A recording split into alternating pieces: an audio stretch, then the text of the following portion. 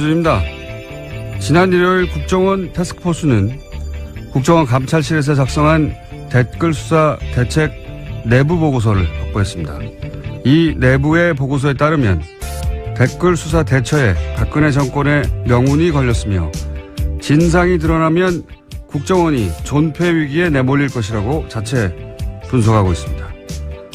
국정원 스스로 자신들이 한 일이 박근혜 정권과 조직을 무너뜨릴 범죄라는 걸 스스로 잘 알고 있었던 거죠. 그런데 조중동은 최근 검찰의 무리한 수사, 참군인 김관진, 북한만 좋아할 국정원 흔들기 등등의 논리로 이 수사를 끊임없이 흔들려고 노력해 왔죠. 조중동은 왜 그러는 걸까? 이게 무슨 진보 보수의 문제도 아니고 시대의 과제도 아닌데 보수 정당이 이 수사를 정치 보복이라고 규정하는 건 동의하지는 않아도 이해는 갑니다. 자신들 집권 시절의 일이고 본인들 정치적 생존이 달렸으니까요. 그런데 조중동은 왜 그러는 걸까? 국정원 스스로도 문 닫을 정도의 범죄라는데 왜 그러는 걸까요? 아시는 분 있으십니까? 왜들 그러는지? 궁금하다. 김어준의 궁금증이었습니다.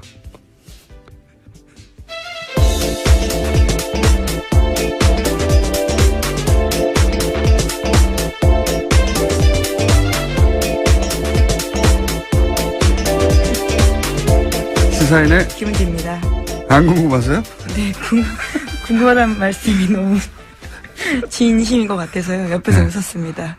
궁금해요, 저는. 예. 왜 이러는 걸까? 본인들이 정권을 직접 운영했다고 생각하는 걸까요? 참. 이게 무슨 자기들의 생존과 직접 연결된 것도 아닌데요. 예. 궁금해요. 아시는 분이 있으면은 저희들한테 문자 좀 보내주십시오.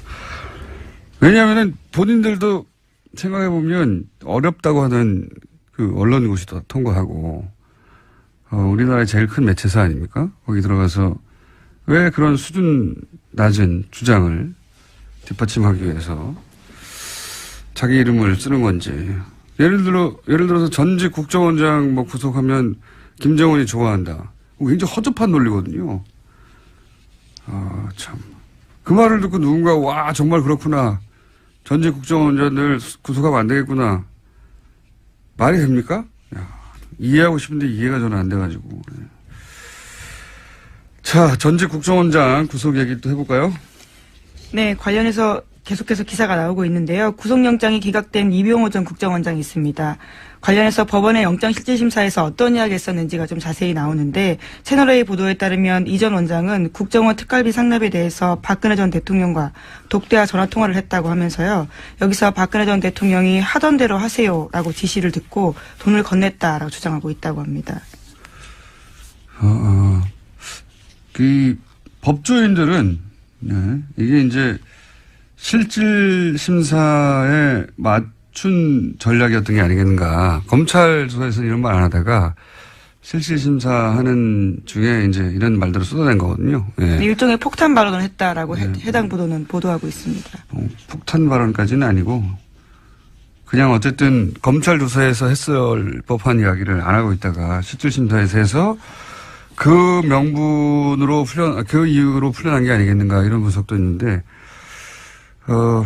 이건 이제 법적인 분석인 것이고, 검찰 내부에서는 또 다른 분위기가 있다고 또 보도도 나와요. 이게 우병우 전 수석과 관련된 게 아니냐. 네, 오늘 아침 한겨레 신문이 그렇게 보도하고 있습니다. 그런 의구심도 있다고 하는데, 왜냐하면 이제 우병우 전 수석하고 근무기간이 똑같고, 단순히 똑같은 게 아니라 우병우 전 수석과 이런 식으로 조금이라도 연관이 있으면, 이때까지 우병우 전 수석 관련된 관련 영장들, 구속영장뿐만이 아니라 통신영장, 사실은 수사의 첫 발인데 누구랑 통화했는지를 알아야 될 거 아닙니까? 관계자들을 파악하기 위해서. 근데 이 통화 기록을 확인하려고 하는 그 영장도 다 기각됐었거든요.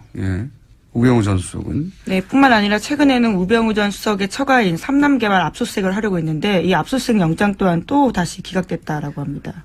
그러니까요. 직접 구속영장뿐만 아니라 관련 영장 중에 발급된 게 거의 없다. 우병우 전 수석만은. 우병우 전 수석인데요. 이게 개인의 힘이 아니고 제가 보기에는 우명우 전 수석을 털게 되면 주변에 다친 사람이 많나 보다. 여전히 살아있는. 그렇게 의구심을 가진 분들이 있죠. 예. 그렇게 의구심을 가져도 이상하지 않을 정도의 많은 영장들이 최근까지도 계속.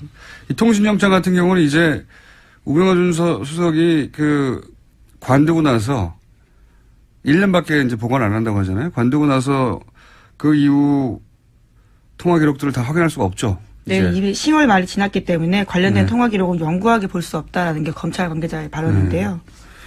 참 이상한 일입니다. 네. 자, 어쨌든 이병우 전 국정원장이 입을 연 것은 영장 실질심사에 들어가서 입을 열었다. 예, 이게 법조인들은 이게 전략이었지 않느냐 하는데 검찰의 분위기는 다르다 그런 얘기고요. 예, 다음 순요. 네, 계속해서 국정원 특활비 관련된 소식 전해드리면요. 검찰은 국정원의 특활비 사용처 등이 기재된 회계장부를 확보했다라고 합니다. 이 가운데 이병기 전 원장 시절 장부에는 최경환 1억 원이라고 적혀 있는데요. 이 전 원장 쪽은 2014년 10월 달에 1억 원을 최경환 의원한테 전달했다라는 자수서를 검찰에 제출했다라고 합니다. 최경환 의원은 이제 본인은 받지 않았다고 주장하고요. 심지어 할복 자살까지 운운하면서요. 자신의 무죄를 주장하고 있습니다. 할복 자살 방지를 위해서 신병을 확보해야 한다고. 네, 정의당이 그런 논평을 냈었는데요. 인권 측면에서의 논평이죠. 예. 재밌는 논평이었어요. 아마 배달 사고 뭐 이런 걸 주장하겠죠. 본인은 받은 적이 없다고까지 할 것 같고. 그리고 이제 여기서 40억 원 정도를 추려낸 것이고 그거 말고 추가 30억 원이 더 있다는 거 아닙니까? 지금? 네, 장부가 확보됐기 때문에요. 그와 관련된 수사도 계속 진행 중이라고 합니다. 그러니까 이제 박근혜 전 대통령이 받았다는 40억 말고 30억이 또 비는데 이 40억에 대해서는 국정원장 3명 모두 박근혜 전 대통령이 달라고 줬다는 거고 이 30억에 대해서는 동시에 3명 다 함구하고 있어요. 예. 그렇다는 얘기는 40억은 박근혜 전 대통령한테 책임을 넘기면 된다고 생각하는 거고 이 30억은 국정원장 본인들의 책임하에 뭔가 쓰여진 돈이다. 이렇게 추정할 수는 있죠. 예. 30억이 더 있습니다. 예. 다음 뉴스는요. 네, 뿐만 아니라 박근혜 정부뿐만 아니라요. 이명박 정부 당시에도 특수활동비가 청와대에 상납된 사실에 대해서 오늘 아침에 한국일보가 보도했는데요.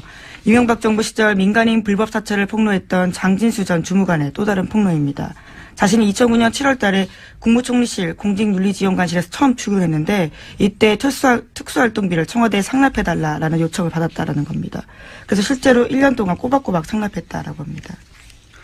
장진수 전 주무관 오랜만에 이름 듣네요. 예. 이게 이제 벌써 8년 전입니까? 9년 전입니까? 그때 일이라. 네, 2009년. 예. 그때 일이라 기억이 가물가물하실 텐데 이분이 누구냐면 이명박 정부 하에 국무총리실에서 민간인을 사찰했다라고 폭로했던 분이죠. 폭로했던 분인데 그때 첫 번째 사찰 대상이 언론이었어요. 이분의 폭로에 따르면 이 국무총리실 그러니까 국정원하고 별개로 혹은 뭐 청와대하고 별개로 청와대 지시로 국무총리실 산하에 소위 사찰 기구를 만들어 놓고 당시가 이제 집권 3개월 만에 촛불 집회가 났잖아요. 그래서 촛불 집회 사과 발언하고 나서 한 달 후에 사찰 조직을 만들어서 맨 먼저 청와대 지시에서 했던 일이 언론사 기자들을 다 사찰하고 그리고 나서 이제 뭐 YTN이 방송국 간부들하고 와장창 교체했죠. 예. 그때 그 사찰을 폭로했던 분입니다. 근데 이분의 최근 폭로는 국무총리실에서도 국정원 말고 국무총리실에서도 청와대에 상납을 했다. 뭐 특활비를. 심지어 그 돈으로 아예 고용되어 있지도 않은 전직 경찰관한테 월급을 줬다라는 건데요. 그런 불법적인 사찰 업무에도 돈이 다 쓰였다라는 사실을 폭로하고 있습니다. 정식 고용하지 않고 사찰 용도로 누군가를 쓰고 급여를 이 돈으로 줬다 뭐 이런 거죠. 예. 네. 이명박 정부 내에서도 이제 특활비 관련 내용들이 더 나오겠네요, 앞으로. 예. 네, 굉장히 구체적으로 진술하고 있어서요. 돈을 얼마를 어떻게 줬는지 방법까지 또 자세하게 이야기하고 있기 때문에 이 부분 또한 들여다볼 수밖에 없을 것 같습니다. 본인이 전달했다니까요. 뭐 정확하게 기억하겠죠. 자, 다음 뉴스는요. 네, 2008년 특검 당시 다스 비자금 문제 처리에서 이명박 전 대통령이 개입했다라는 의혹을 제기한 다스 관계자가 모습을 드러냈습니다. 다스 당시 경리팀장이었던 최동영 씨인데요. 실명으로 JTBC와 인터뷰를 했습니다. 2008년 BBK 의혹을 수사했던 정호연 특검 당시에 대한 이야기를 한 건데요. 당시에 이명박 전 대통령이 다스의 실제 주인이라고 생각했지만 그렇게 말하지 못했다라는 겁니다. 또 뿐만 아니라 당시에 이명박 전 대통령에게 다스 경영 보고서를 따로 보냈다라는 사실도 이야기했습니다. 이건 말이죠. 사실은 주진우 기자하고 잠시 후에 좀 더 자세히 얘기 나눠보겠는데 이게 이 발언이 경리팀장에서 나왔다는 게 중요합니다. 예. 돈을 관리하고 있던 경리팀장이 돈 쓰는 걸 보면 알잖아요. 예. 돈을 관리하는 사람, 돈의 주인이 실제 주인이거든요. 예. 이 경리팀장이 당연히 이제 다스는 이명박 전 대통령 거였는데 특검 때는 말을 못했다는 거 하나 하고 그다음에 당시 비자금도 만들어지고 있었다.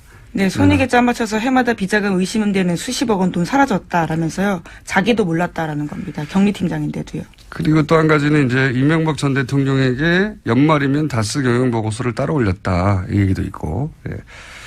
저희가 한 2달 반 동안 얘기했던 거하고 맥이 닿는 이야기인데 대통령이 된 이후로도 사실 다스와 관련된 보고가 계속 올라갔다고 주식이 한 푼도 없으면서 하나도 없으면서 그런 얘기를 하는 주진 기자 해왔는데 예. 이제 다스 내부에 제보자라고 부를 수 있겠네요. 이제 실명까지 거론하는 경리팀장 최동영 씨가 다스는 이명박 전 대통령 거다. 근거는 이러이러하다. 라고 주장하고 있습니다. 머지 않은 것 같아요. 예. 빙산의 절반은 나왔고 나머지 절반은 빠른 속도로 올라오지 않을까. 예. 다스는 누구 겁니까? 이제 그 답이 나오지 않을까 싶습니다. 다음 뉴스는요? 네, 5.18 민주화 운동 당시 또 보도도 있습니다. SBS가 어제 보도했는데요. 5.18 민주화 운동 당시에 헬기 사격이 있었다라고 증언한 사람 가운데 당시 광주에서 선교 활동했던 미국인 목사도 있었습니다. 그런데 전두환 전 대통령이 이 목사의 증언에 강력하게 대응하라라고 지시한 내부 문건이 나왔다라는 건데요. 1995년, 그러니까 5.18 관련된 검찰 수사가 진행 중이던 때 미국인 피터슨 목사가 검찰에 출석해서 당시 광주에서 헬기 사격을 목격했다라는 이야기를 했고요. 또 증거물도 제출했습니다. 헬기 사진이었는데요. 이에 대해서 전두환 전 대통령 쪽은 고소를 추진할 정도로 화를 냈다라는 겁니다. 저도 기사 봤는데 이건 우선 헬기 사격 여부는 끝까지 추적을 해야죠. 예. 전두환 씨가 아직도 5.18에 대해서 이런저런 얘기하는데 다시는 5.18 관련해서 북한의 공작이라느니 아직도 그런 얘기 하는 사람 있지 않습니까? 예. TV조선에서도 그 얘기를 불과 몇 년 전에 했고요. 이런 얘기 못 나오게 해야 되고 또 한 가지는 저도 이 보도를 봤는데 헬기 사격 증언에 전두환 진노, 강력 대응 지시 이게 이제 꼭 제목이거든요. 이 진노 이런 거는 이제 성경에 하나님이 화낼 때 쓰는 거예요. 예. 부당한 일이 발생해서 크게 화를 내는 어떤 정당한 분노, 예? 높은 존재, 노인들, 할아버지가 진노하셨다. 이럴 때 쓰는 거거든요. 이건 그냥 전두환 빡침. 이 정도가 맞는 거지. 단어 선택을 잘해야 된다. 진노 아니고요. 예. 네. 신경질을 냈다, 화를 냈다. 네, 예. 차마 보도에 그 단어를 쓸 수가 없어서 그랬던 것 같긴 한데. 그렇다 하더라도 진노가 뭡니까? 네. 예. 동의합니다. 진노할 주체도 아니지만 대상도 아닌 뉘앙스 잘못 사용된 단어 같습니다. 자, 다음 뉴스는요? 네, 류여의 자유한국당 최고위원이 포항 지진은 하늘이 문재인 정부에 주는 경고다라는 발언을 해서 논란이 일고 있습니다. 여당에서는 부적절한 발언이라면서 류 최고위원의 사퇴를 요구하고 있고요. 류 최고위원 쪽은 일부 발언이 왜곡돼 전달됐다면서 반발하고 있습니다. 한번 들어볼까요? 이번 포항 지진에 대한 문 정부에 대한 하늘이 준엄한 경고 그리고 천심이라고 하는 지적들이 나오고 있습니다. 이게 이제 검색어가 한 연이틀 정도 계속해서 관련 검색어 올라왔었는데 본인이 해명을 했죠. 네, 누군가가 제 발언을 왜곡해서 포항 민심을 자극하고 있다라는 건데요. 자신의 발언을 왜곡하는 가짜뉴스에 대응하겠다라는 이야기도 했습니다. 그래서 이제 자기는 천벌이라는 말을 한 적이 없다. 예, 이렇게 해명을 했는데 하늘이 준 경고하고 천벌하고는 어떻게 다른 겁니까 이게. 가짜뉴스를 본인이 배포하고 있는 것 같은데. 어쨌든 이 발언으로 한 연이틀 정도 검색어 논란이 있었고 검색에 올라왔었고 제가 보기에는 해명이 될 것 같지는 않네요. 예. 이걸로 누군가 화가 났다면 그 화가 가라앉을 것 같지는 않습니다. 예. 자기 발언을 왜곡했다고 짧은 인터뷰 한번 해봐야 되겠습니다. 예. 어떻게 하늘이 준 경고와 천벌은 다른 것인지.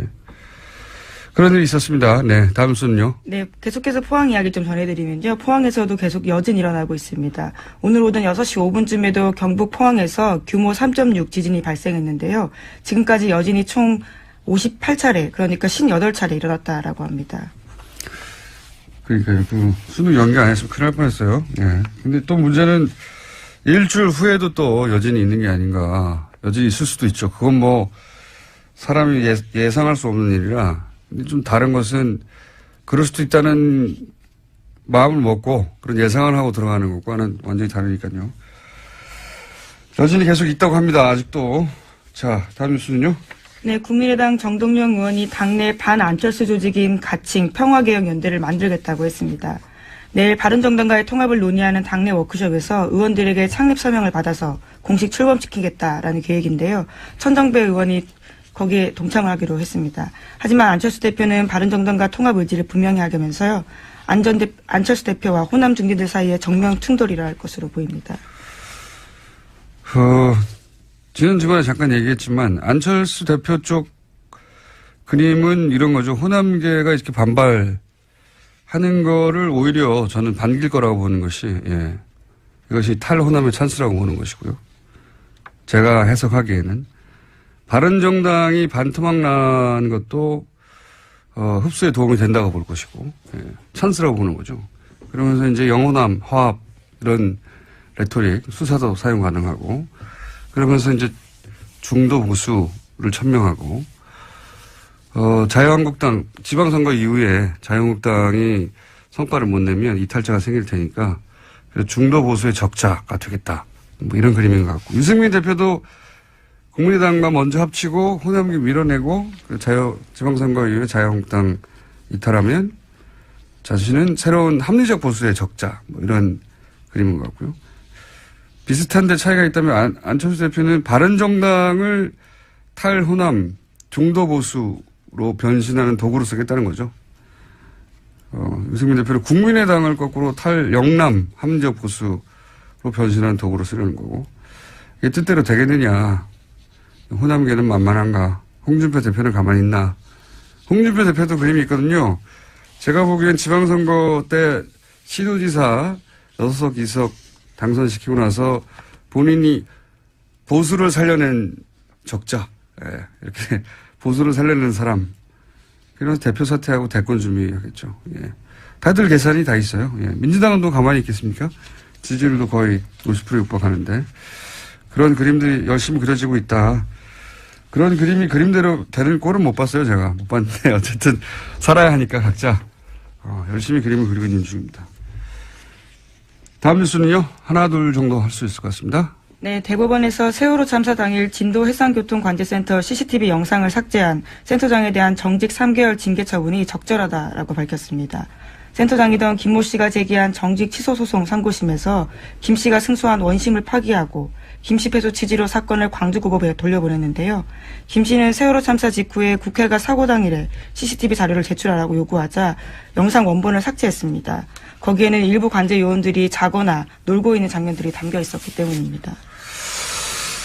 저는 이 사건을 좀 더 심각하게 보는 것이 이제 이게 그 사건의 개요는 이런 거거든요. 당시 VTS 관제센터 센터장이 CCTV를 제출하라고 했더니 삭제해버렸다. 왜냐하면 보통 뭐 3명이 근무해야 되는데 하루만 한 사람만 근무하고 2사람은 자고 뭐 이런 장면이 잡혀 있었는데 삭제했다. 그래서 징계를 내렸던데 그게 뭐냐면 3개월 정직이에요. 단순히 3개월 정직. 근데 여기에 대해서 부당하다고 이제 소를 제기해서 처음에는 3개월 징계가 과하다고 했는데 이제 파기환송을 한 거거든요. 네, 그렇죠. 내용은 그런 겁니다. 근데 저는 이게 CCTV를 단순히 삭제했다. 그 행위 자체가 3개월 정직의 대상이 될 만하냐 아니냐 차원에서 따질 것이 아니라 그 당시에 유일한 통제센터란 말이죠. 여기가. 이 세월호라고 하는 사건의 진실을 밝혀내는 조각 일부로 작용할 수 있는 거였어요. 굉장히 중요한 겁니다, 이게.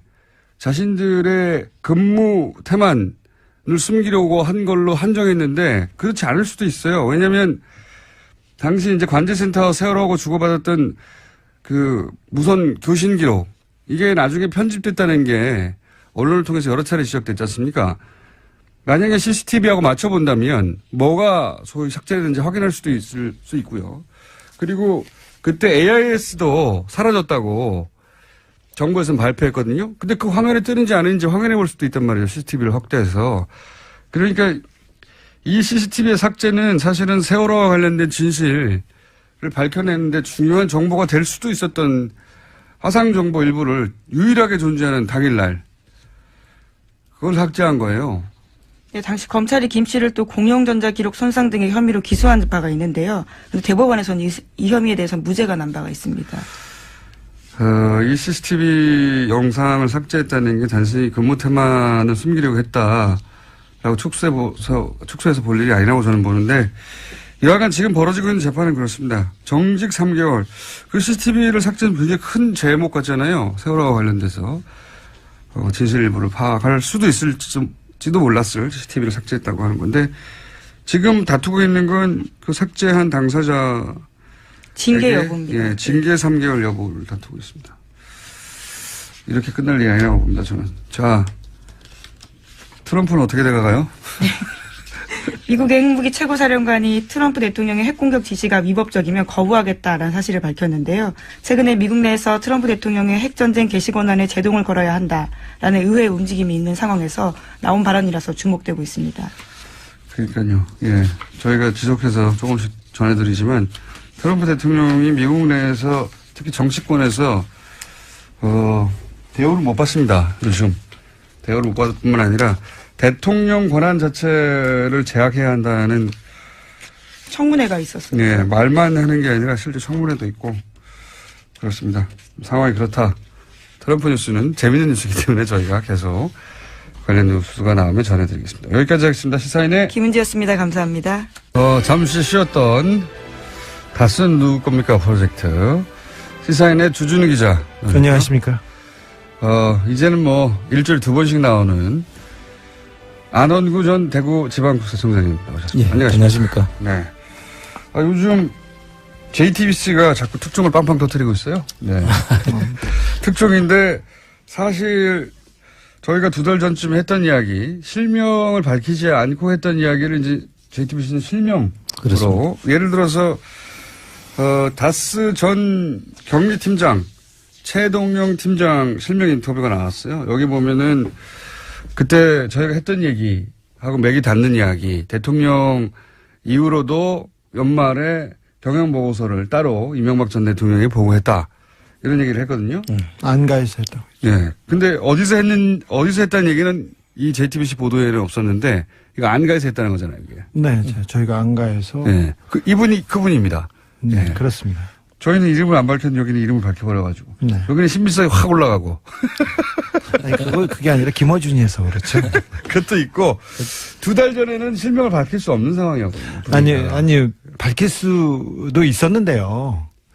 밝힐 수 있었는데 저희는, 네, 밝히지 않았습니다. 아니, 2달 전하고 지금하고는 좀 분위기가 달라요. 그렇죠. 그때는 네. 다스 얘기를 꺼냈을 때, 아직도 사람들이 이제 반신반의한 분들이 있었고. 아니, 네. 그분은 용기를 내주셨어요. 네. 그리고 여러 얘기를 하고 더 많은 내용이 있는데, 사실 친인척간이고요. 그리고 총 4명 중에 1명이라고요? 친인척간이고 그리고 그분과 그분 주변 분들이 아직도 MB 가까운 데서 생활 터전을 읽으면서 또 생업에 종사하고 어쨌든 있어서 본인의 네. 실명이 밝혀지면 곤란한 처지가 될 수도 2개월, 네. 3개월 전에는 분명히 그랬는데 지금은 이제 점점점 예. 상황이 바뀌어가면서 본인이 용기를 내신 것 같아요, 직접. 네. 인터뷰. 용기 있는 분이십니다. 예, 용기를 내셔가지고, 저희 같은 얘기입니다, 이게. 그러니까 안가에 가서도 당선 이후에 보고를 받는다. 네. 안가에서 예. 이명박 대통령이 그 보고를 받는 특징이 뭐냐면요. 정면으로 얼굴을 안 봐요. 아, 그래요? 네, 이렇게 쭈루룩 3명이 앉아 있으면 예. 얼굴을 안 보고 다른 데를 쳐다보고 있어요. 다른 데를 쳐다보고 있다가 다른 데를 쳐다보고 있다. 그래. 그리고 정확한 멘트를 안 하시고 정확한 그 지시를 안 하고 그래. 네가 해봐. 네가 가서 해봐. 저는 그게 이제 그 잠재의식 어딘가에 이게 잘못하면 걸리면 문제가 될 수 있다는 죄의식 같은 거나 죄의식은 없는 것 같은데 걸리면 내가 그때 무슨 말을 했는지 나올 수가 있으니 이게 항상 머릿속에 있는 게 아닐까. 많은 사람들이 그렇게 얘기하더라고요. 네. 명확한 지시를 하지 않는다. 네, 그런 것도 있고요. 또 한편으로는 이분은 같이 이게 수행하는 사람들하고 겸상을 안 하시잖아요. 그렇죠. 네. 겸상을 안 하시고 이게 좀 차이가 있다. 다른 사람이다. 이런 생각을 꼭 하시는 것 같아요. 이명박 대통령이 전에 그 재벌가, 그러니까 현대가에서 머슴으로 살았다는 얘기를 몇 번 하면서 자기가 가지고 있는 그런 의식적 괴리 이런 것 때문에 그렇지 않을까 또 좀 생각해 봅니다. 하여튼 보고받았을 때 디테일 설명을 받았다는 얘기를 하는 거죠. 네. 어떻게 그 보고를 했냐 그러면 정면을 보지 않고 옆을 쳐다보고 이렇게 얘기했다고. 그분 스타일이십니다. 예. 자, 그리고 또 이 최동용 전 팀장에 따르면은 정호영 특검이 굉장히 수상합니다. 수상하다는 얘기는 여러 차례 해왔는데 여기서 이제 언론이 이미 보도된 것만 얘기하자면 우선 비자금을 찾아냈는데 예. 그게 문제가 안 되게 회사로 돌려넣고 장부를 잘 처리해라. 예. 라는 식의 이제 처리 방법을 알려주고 그러자 이명박 전 대통령이 이걸 실제 그런 식으로 처리했다는 거 아닙니까? 예. 비자금 돌려줬다. 이동영 씨가 그 일을 했다는 것이고요. 2008년 2월달 이야기죠. 예. 그 당시 이동영 씨는 이제 이상은 씨의 예. 아들. 이명박 대통령 형의 아들, 예. 최대 주주죠 현재. 최대 주주의 아들이 그때 가서야 다스에 들어갑니다. 이 일을 하러. 그래서 이분이 그 당시에 이 처리를 하는데 관여를 하고 그때 이명박 씨가 다스에 가서 일을 하라고 그래서 네. 그때부터 일을 시작했다는 분인데요. 여기서 디테일이 조금 다른 부분이 있는데요. 네. 최동영 씨가 다르다는 게 아니라 비자금은 많았어요. 그때 정호영 특검에서 발견된 비자금 덩어리가 한 서너 개 있었는데 그 중에 하나를 처리한 게 이 120억이고요. 네. 100억 원대 비자금은 또 따로 있었다. 네, 사라졌어요. 이미 해서 먹었어요. 이미 해서 먹은 100억 원대가 하나가 있고요. 그 이후에 그 찾아낸 또 저희가 그 얘기했던 외환은행에서 찾은 100억 원 수표 한 장. 네. 그 경주 외환은행. 지난 시간에 얘기해서. 비자금 덩어리가 몇 군데. 수표로 100억 원짜리 하나 자기 앞수표를 찾아왔다. 그러니까 이 120억짜리 그리고 100억대 사라진 비자금 그리고 100억 생긴 거. 그 다음에 그 정호영 특검이 수사를 하다가. 근데 요 세 덩어리를 당시 정호영 특검이 알고 있었죠. 이미 알고 있었다. 알고 있었는데 덮었습니다. 이거 말고. 다스로 돌아간 120억만 얘기하고 있는데 그 외에 더 있었다. 더 있습니다. 더 있습니다. 네. 기자분들이 이 부분에 대해서 좀 취재에 나서 주셔야 됩니다. 2010년도에 그 당시에 특검 당시에 그리고 우리 이시영 씨, 각하의 아들 이시영 씨가 삼성동 힐스테이트에서 살고 있었는데 43평, 6억 4천만 원 전세를 살고 있었습니다. 근데 그 돈도 이명박 대통령의 비자금입니다. 일부는 이상은 회장이 큰아버지가 빌려줬다 이렇게 얘기했는데 큰어머니는 우리는 돈 준 적 없어요 이렇게 얘기하고요. 그 베란다에서 그냥 놔뒀던 돈을 그냥 갖다 줬다고 이렇게 얘기를 했어요. 그런데 그 큰어머님은 누구 베란다에 놔뒀던 돈을 갖다 이상은 구이동에 있는 이상은 씨 자택에서 베란다에서 돈을 꺼내서 줬다고 얘기했는데 그럼 이상은 씨 돈이라고 봐야 되는데 그게 아니라 자신들 돈이 아니다 그 돈은? 돈이 아니라고 얘기를 했어요. 거기 자기들이 관리만 현금을 하고 있었을 뿐 자기들 돈이 아니다? 네. 6억 4천만 원 중에 그리고 그 청와대에서 나온 국권 앞에 그리고 돈 여기에 특수활동비로 의심될 만한 돈이 또 포함되어 있습니다.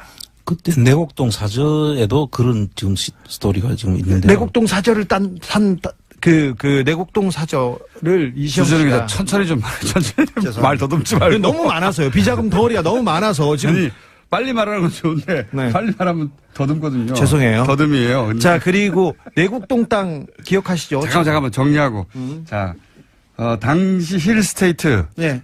이시영 씨, 이명박 전 대통령의 아들 이시영 씨가 거주하던 힐스테이트 몇 네. 평? 43평. 43평 얼마? 전세 자금 6억 4천만 원. 전세자금 6억 4천. 대치동에 있는 모 공인중개사에서 돈을 한 번에 냈습니다. 한 번에 냈는데 이 6억 4천이 이명박 전 대통령의 비자금 일부 네. 그리고 이상은 회장이 관리하고 있던 현금 일부 네. 그리고 특활비 일부가 섞여 있을 가능성이 있다. 그렇죠. 그 중에 확실한 거는 뭡니까? 이상은 씨가 관리하고 있던 현금과 비자금 일부일 가능성이 아주 높다. 네. 근데 그 특검에서 이상은 그 회장은 이분은 조사를 제대로 안 하고요. 그 삼성병원 19층에서 누워있다가 그냥 받았어요. 받았는데 그때 내가 줬다 이렇게 얘기를 했는데 큰어머님께서는 우리는 준 적이 없어요. 이렇게 얘기를 했어요. 이렇게 자신들의 재산은 아니다. 네네. 이론입니다. 준 적이 없다고 얘기했는데 그냥 특검에서 그냥 덮었죠. 덮었다. 네. 이거 말고 차후에 내곡동 땅이 드러나고 내곡동 특검에서도 이시영 씨가 돈을 내는데 그 돈도 청와대에서 온 비자금입니다. 그러니까 그때 해명을 이렇게 했죠. 내곡동 사저 생각나시죠? 다들 예. 특검도 한번 했는데 거기서 뭐 다 털어줬지만 이때도 이상은 씨로부터 돈을 받았다 빌려서 네. 이 땅값을 냈다라고 했는데 그때 이 돈의 출처에 대한 이야기가 많이 있었어요. 네. 근데 여기에 이 청와대 특활비 일부가 들어간 게 아니냐? 네, 그렇습니다. 이상은 씨가 관리하고 있던 비자금과 네네. 2008년에 이시영 씨가 재산 등록 신청을 했어요. 네. 근데 그때 이시영 씨가 가지고 있던 돈은 3,852만 원이 전체예요. 근데 이명박 대통령과 김인옥 여사도 재산 신고를 하지 않습니까? 근데 그 재산에서는 돈이 한 푼도 변화하지 않았고 이시영 씨한테 갔다고 신고하지도 않았어요. 그러니까 이거는 다 비자금입니다.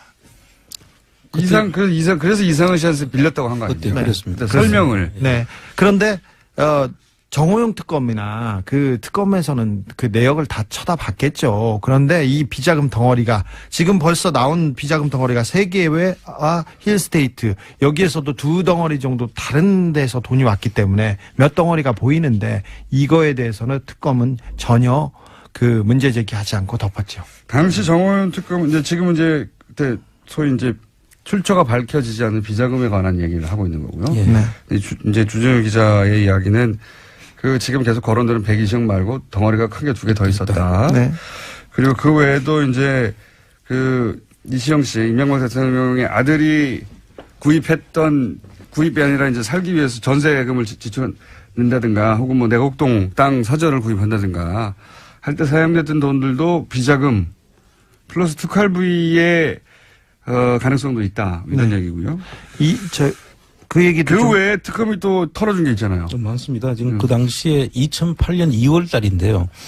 그 검찰에서 두 번 그 도곡동 땅 수사를 하고 2007년 12월 달에 또 그 BBK 수사를 해서 또 BBK 수사를 결론을 내주지 않습니까? 도곡동 땅에 대해서는 제3자. 그렇지, 제3자. 도곡동 땅은 제3자다. BBK는 이명박 씨는 관련 없다. 네. 이렇게 해주고. 잠깐만. 제3자는 무슨 의미냐면. 제3자는 이명박이라는 의미였죠.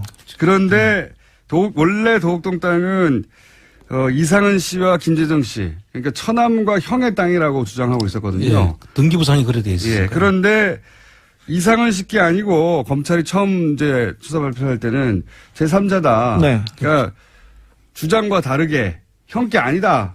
제3자다. 이게 이제 이명박 전 대통령을 의미하는 거였거든요. 그때는. 그렇죠. 네. 예. 등기상의 명의가 그 사람들로 돼 있었는데 그 자체를 아니다고 했으니까 네. 그 제3자를 밝히면 됐었던 거죠. 그렇죠. 그런데 그때만 해도 그 박근혜 씨와 이명박 씨가 첨예하게 이제 경쟁 관계 당내에서 경쟁 그때는 대통령이 아닐 때고 그러니까 대통령이 아닐 때는 이명박 전 대통령을 의미하는 제3자 땅이 맞는 것 같다고 했다가 검찰이 대통령이 당선되자 바꾸죠, 이게. 그렇죠. 특검을 통해서. 그래서 두 사람 눈치를 보다가 그렇게 결론을 내고 그다음에 좀 더 대담해지는 것이 BBK 수사죠. 네. BBK 수사 결과는 대통령이 그 선거를 한 보름 앞둔 시점에 발표를 하거든요.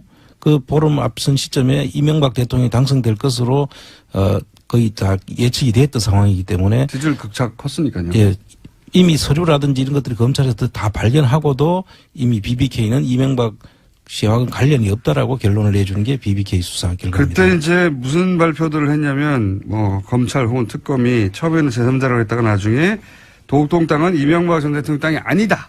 그 특검은 그 다음이죠. 네. 대통령이 되고 난 다음에. 되고 난 다음에 특검이 털어준 거예요. 그 특검이 털어준 거는 여러 개 있습니다. 네. 도곡동 땅도 아니다. 그 제3자의 것이 아니라 이명박 그 사람들 것이 맞다. 네. BBK도 BBK도 아니다. 관계 없다. 다스도 아니다. 그다음에 상암 DMC 관련한 의혹도 아니다. 네. 모든 이명박 관련된 그 의혹은 거짓말이라고 다 털어줬어요. 다 털어줬죠. 예. 도곡동 땅도 아니고 다스도 아니고 상암 DNC 관련 비리도 아니고 BBK도 아니고 아무것도 이명박 전 대통령의 것이 아무 상관이 없다고 네. 특검이 해준 그리고 비자금은 찾았는데 돌려주라고 해서 아무 문제가 없는 것으로 아예 맞습니다. 발표도 안 했고. 비자금을 돌려주라고도 하고 덮기도 했습니다. 네. 이건 그러니까 명백한 범법 행위죠. 당시 정호영 특검은 수사를 한 게 아니라 어떻게 하면 이명박 전 대통령 관련된 모든 혐의점들을 벗게 해주느냐. 거기에 초점을 맞췄죠. 거기에 초점을 맞춰서. 사실 이명박 대통령을 수사를 했습니다.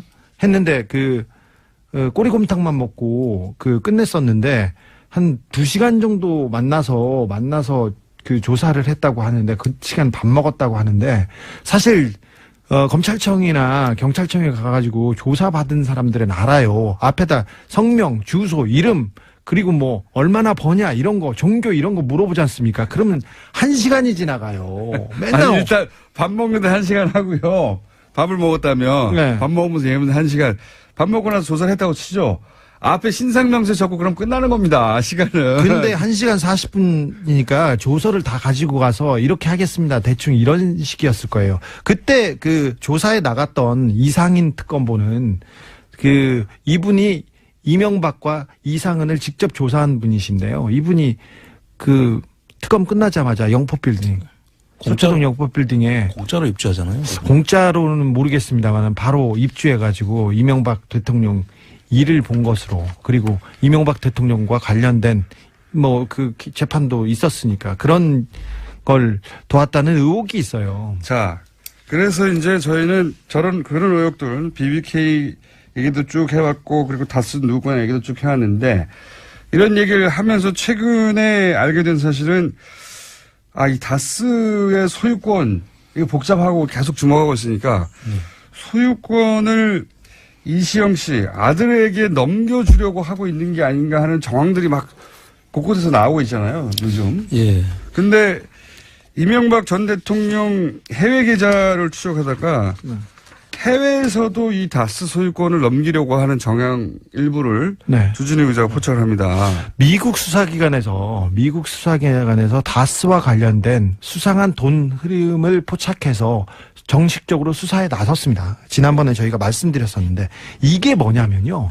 다스에서 돈 거래가 자꾸 있어요. 미국 엘라바마하고, 그리고 달러 거래가 싱가포르나 중국, 그다음에 캄보디아, 베트남도 약간 의심하고 있는데, 이게 뭐냐면은 들여다보면은 돈을 거래하고 돈을 빼돌리고 하는데, 이게 이시영 씨한테 이 회사를 넘기려고 하는, 그리고 이시영 씨 관련된 회사에 돈을 넘기려고 하는 돈 거래의 정황들이었어요. 그러니까 이제 이거하고 맞물려가지고 생각을 해보시면 저희가 일요신문이 보도했던 몇 가지 이상한 징후들, 돈이 네.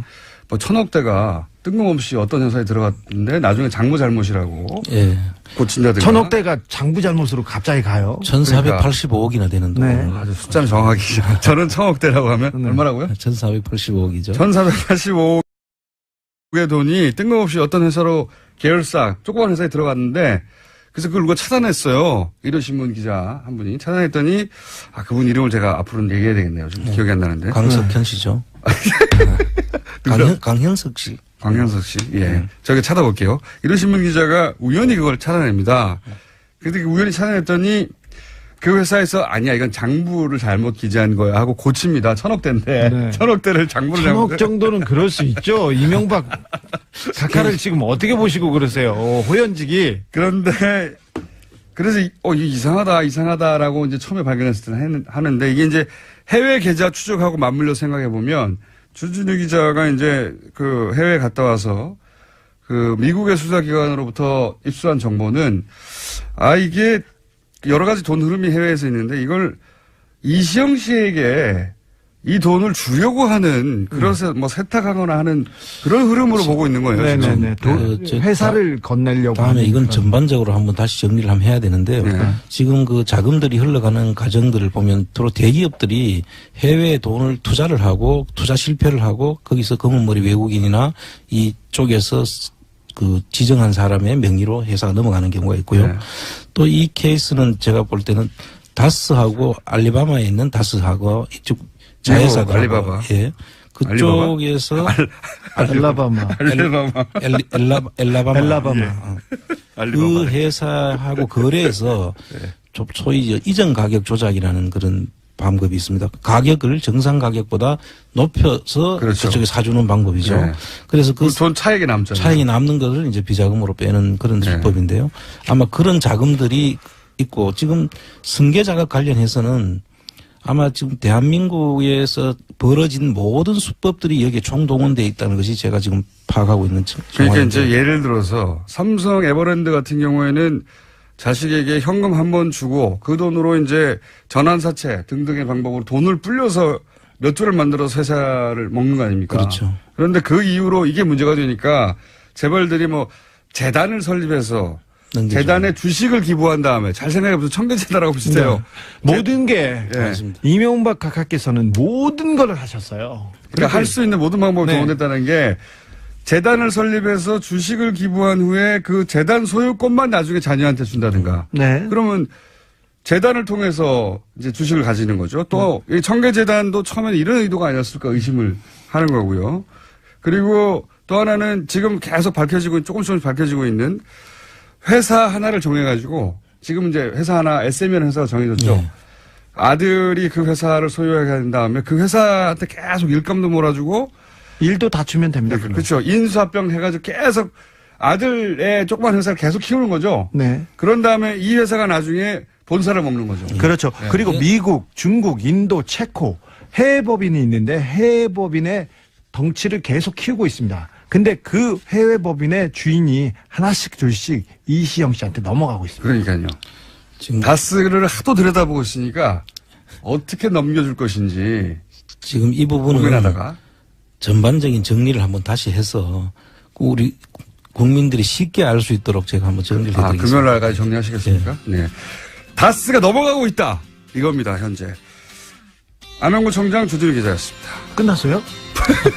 아니 이제 얘기를 하려면 끝내면 어떡해. 포항 지진이 나자 시민들의 원전에 대한 걱정이 커지고 있습니다. 이런 가운데 조선일보는 우리 원전은 내진 설계가 잘 돼서 포항 현재 지진보다 250배가 큰 지진이 와도 안전하다 하는 기사를 최근 계속해서 내고 있습니다. 기사 제목을 그대로 읽자면 원전 24기 중 21기가 7.0 내진 설계가 되어 있어서 포항 지진의 250배가 와도 안전하다. 예. 2017년 11월 17일. 네. 3일 전이죠. 조선일보 기사입니다. 한국 원전 지진이 안전한가에 대한 분석 기사인데요. 그게 그렇지 않다라고 얘기하시는 분이 있습니다. 월성 2호기부터 4호기까지 설계와 제작에 직접 참여한 분입니다. 원자력 안전과 미래의 이정윤 대표 저희가 스튜디오에 직접 모셨습니다. 안녕하십니까? 안녕하세요. 네. 원전 설계에 그리고 제작에 직접 참여한 분이 어디 있는지 저희가 찾다가 대표님을 찾았습니다. 우선 언제부터 이 관련 일을 하셨습니까? 원전 2호기부터 4호기 제작할 때는 무슨 일을 하셨어요, 그때? 예, 91년도에 이제 한국원자력연구원에서 네. 캐나다 원자력 공사와 공동 원자로 공동 설계를 시작을 했습니다. 그때 91년도에. 그때 제가 참여해서 아하. 캐나다에서 저희들은 이제 원자로 기계 설계 쪽은 캐나다에서 3년간 수행을 하고 한국 들어와서 현장 시공할 때 그걸 이제 마무리하는 그런 형태로 진행을 했습니다. 그때 당시 소속이 어떻게 되셨습니까? 예, 원자력 연구원이었습니다. 원자력 연구원. 한국 원자력 연구원에 그러면 그때는 신분이 연구원이셨나요? 예. 그렇군요. 그야말로 월성 2호기부터 4호기요? 예. 2호기부터 4호기의 설계와 제작에 직접 참여하신 분입니다. 그렇기 때문에 토를 달지 마라. 직접 참여하신. 처음에는 그러니까 캐나다에서 배워온 거군요. 이 2호기부터 4호기까지는. 예, 중수로는 캐나다가 원래 설계 소유권을 가지고 있죠. 아, 그렇군요. 그래서 직접 설계하고 제작을 참여하셨고. 근데 이제 원전은 설계할 때부터 지진에 대비하는 설계를 하죠. 예, 기본적으로 부지 특성부터 조사를 해서 기계 자체가 원자로부터 전체가 내진 설계를 하도록 돼 있습니다. 규정이 규정화돼서 그것이 법적으로 하게 돼 있습니다. 그 설계 기준이 6.5였던 건 맞습니까? 그 당시는 리터 규모라든가 진도 이런 걸로 따지는 게 아니고 집안 가속도 기준으로 0.2G 집안 가속도 기준으로 따졌다고 하시는데 집안 가속도라는 게 발전소 부지가 어느 정도 흔들리느냐 그 힘 가속도를 기준으로 땅을 흔드는 힘의 정도가 0.2G. 근데 그 0.2G가 바로 6.5 지진에 해당된다라고 많이 얘기하죠. 그래서 6.5라는 수치가 나오고 6.5 리터 이야기를 하는 거군요. 근데 실제로 그때는 리터 기준으로 한 게 아니라 집안 가속도 기준으로 했는데 그게 0.2였다. 그 집안 가속도를 말씀하시니까 이제 찾아보면 이번에 포항의 지진은 집안 가속도가 0.013G였다라고 측정이 됐다고 합니다. 그래서 그러면 이제 0.2에 비하자면 10분의 1 정도도 안 되니까 이게 안전하다 이렇게 얘기를 하고 그리고 리터 기준으로 따지자면 6.5나 7, 그 250배의 큰 강도의 지진이 와도 안전하다 이렇게 얘기하는 거거든요. 이런 주장을 조선일보가 계속 연속으로 최근에 그러니까 원전 안전에 대한 이야기 많이 나오고 지진이 나다 보니까 특히 이제 그러면은 이제 최근에 이제 그 원전을 더 짓자 결론이 났지 않습니까? 그게 혹시 영향을 받을까봐 신고리 원전 6호기를 건설 재개를 이제 결정했는데. 거기 영향을 받을까봐 아마 이런 기사를 내는 거라고 추정이 되긴 해요. 안전하다. 기존도 안전하고 앞으로 지을 건 안전하다. 그런 주장을 하는데 이 주장이 맞습니까? 안전을 그렇게 주장을 해서 되는 게 아니거든요. 안전은 그렇죠. 입증이 돼야 되는 거거든요. 그런데 그렇게 발전소는 관리 상태가 어떤지 그거에 대해 실상을 얘기하지 않고 그냥 내진 설계가 이루어졌기 때문에 문제가 없다 이런 식으로 그냥 홍보성으로 얘기하는 거 아닌가. 저는 이제 그런 거는 좀 적절하지 않다고 봅니다. 그런 주장은 적절하지 않다. 좀 더 구체적으로 내진 설계가 6.5나 7 기준으로 되어 있기 때문에 6.5나 7이라는 건 지금 포항 지진의 250배나 큰 지진인데 그 정도 와도 그런 설계가 되어 있으니 문제 없다. 이 주장이 과학적으로 전문가로서 왜 이게 말이 안 되는 겁니까? 그렇게 단정하면 안 되는 겁니까? 저는 이제 양산단층이 살아있기 때문에 이번에 이제 포항에서 또 지진이 또 일어나지 않습니까? 그러면 양산단층 일대가 활성화돼 있다 이렇게 보는 게 맞습니다.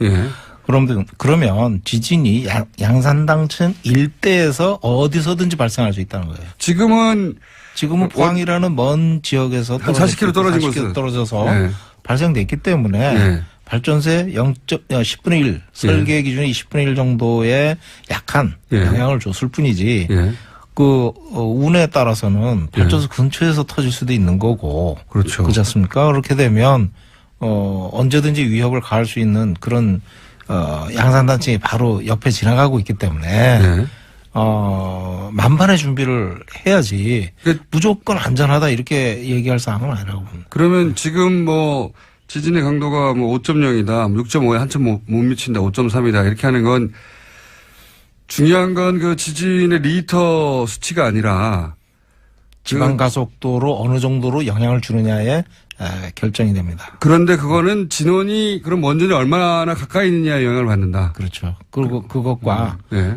또 토양 상태에 따라서 토양의 특징, 특징에 따라 전파되는 게 얼마나 소프트한 흙이냐, 아니면 강한 단단한 집안이냐 이거에 따라서 좀 다르거든요. 그것도 다르고. 그래서 이제 발전소에 영향을 주는 거는 발전소에 미치는 지방 가속도, 그 지진에 의해서 전파되어 온 지방 가속도 얼마나 흔드느냐 이게 영향을 받거든요. 그게 제일 중요한 거거든요. 그러니까 진원이 뭐 가까이 있을 수도 있고 먼데도 있을 수도 있고 멀리 있으면 당연히 영향이 작겠죠. 아무리 뭐 후쿠시마 원전 사고 9.0까지 일어났지만은 우리나라에 미친 영향은 그렇게 크지 않았거든요. 당시에 진동이.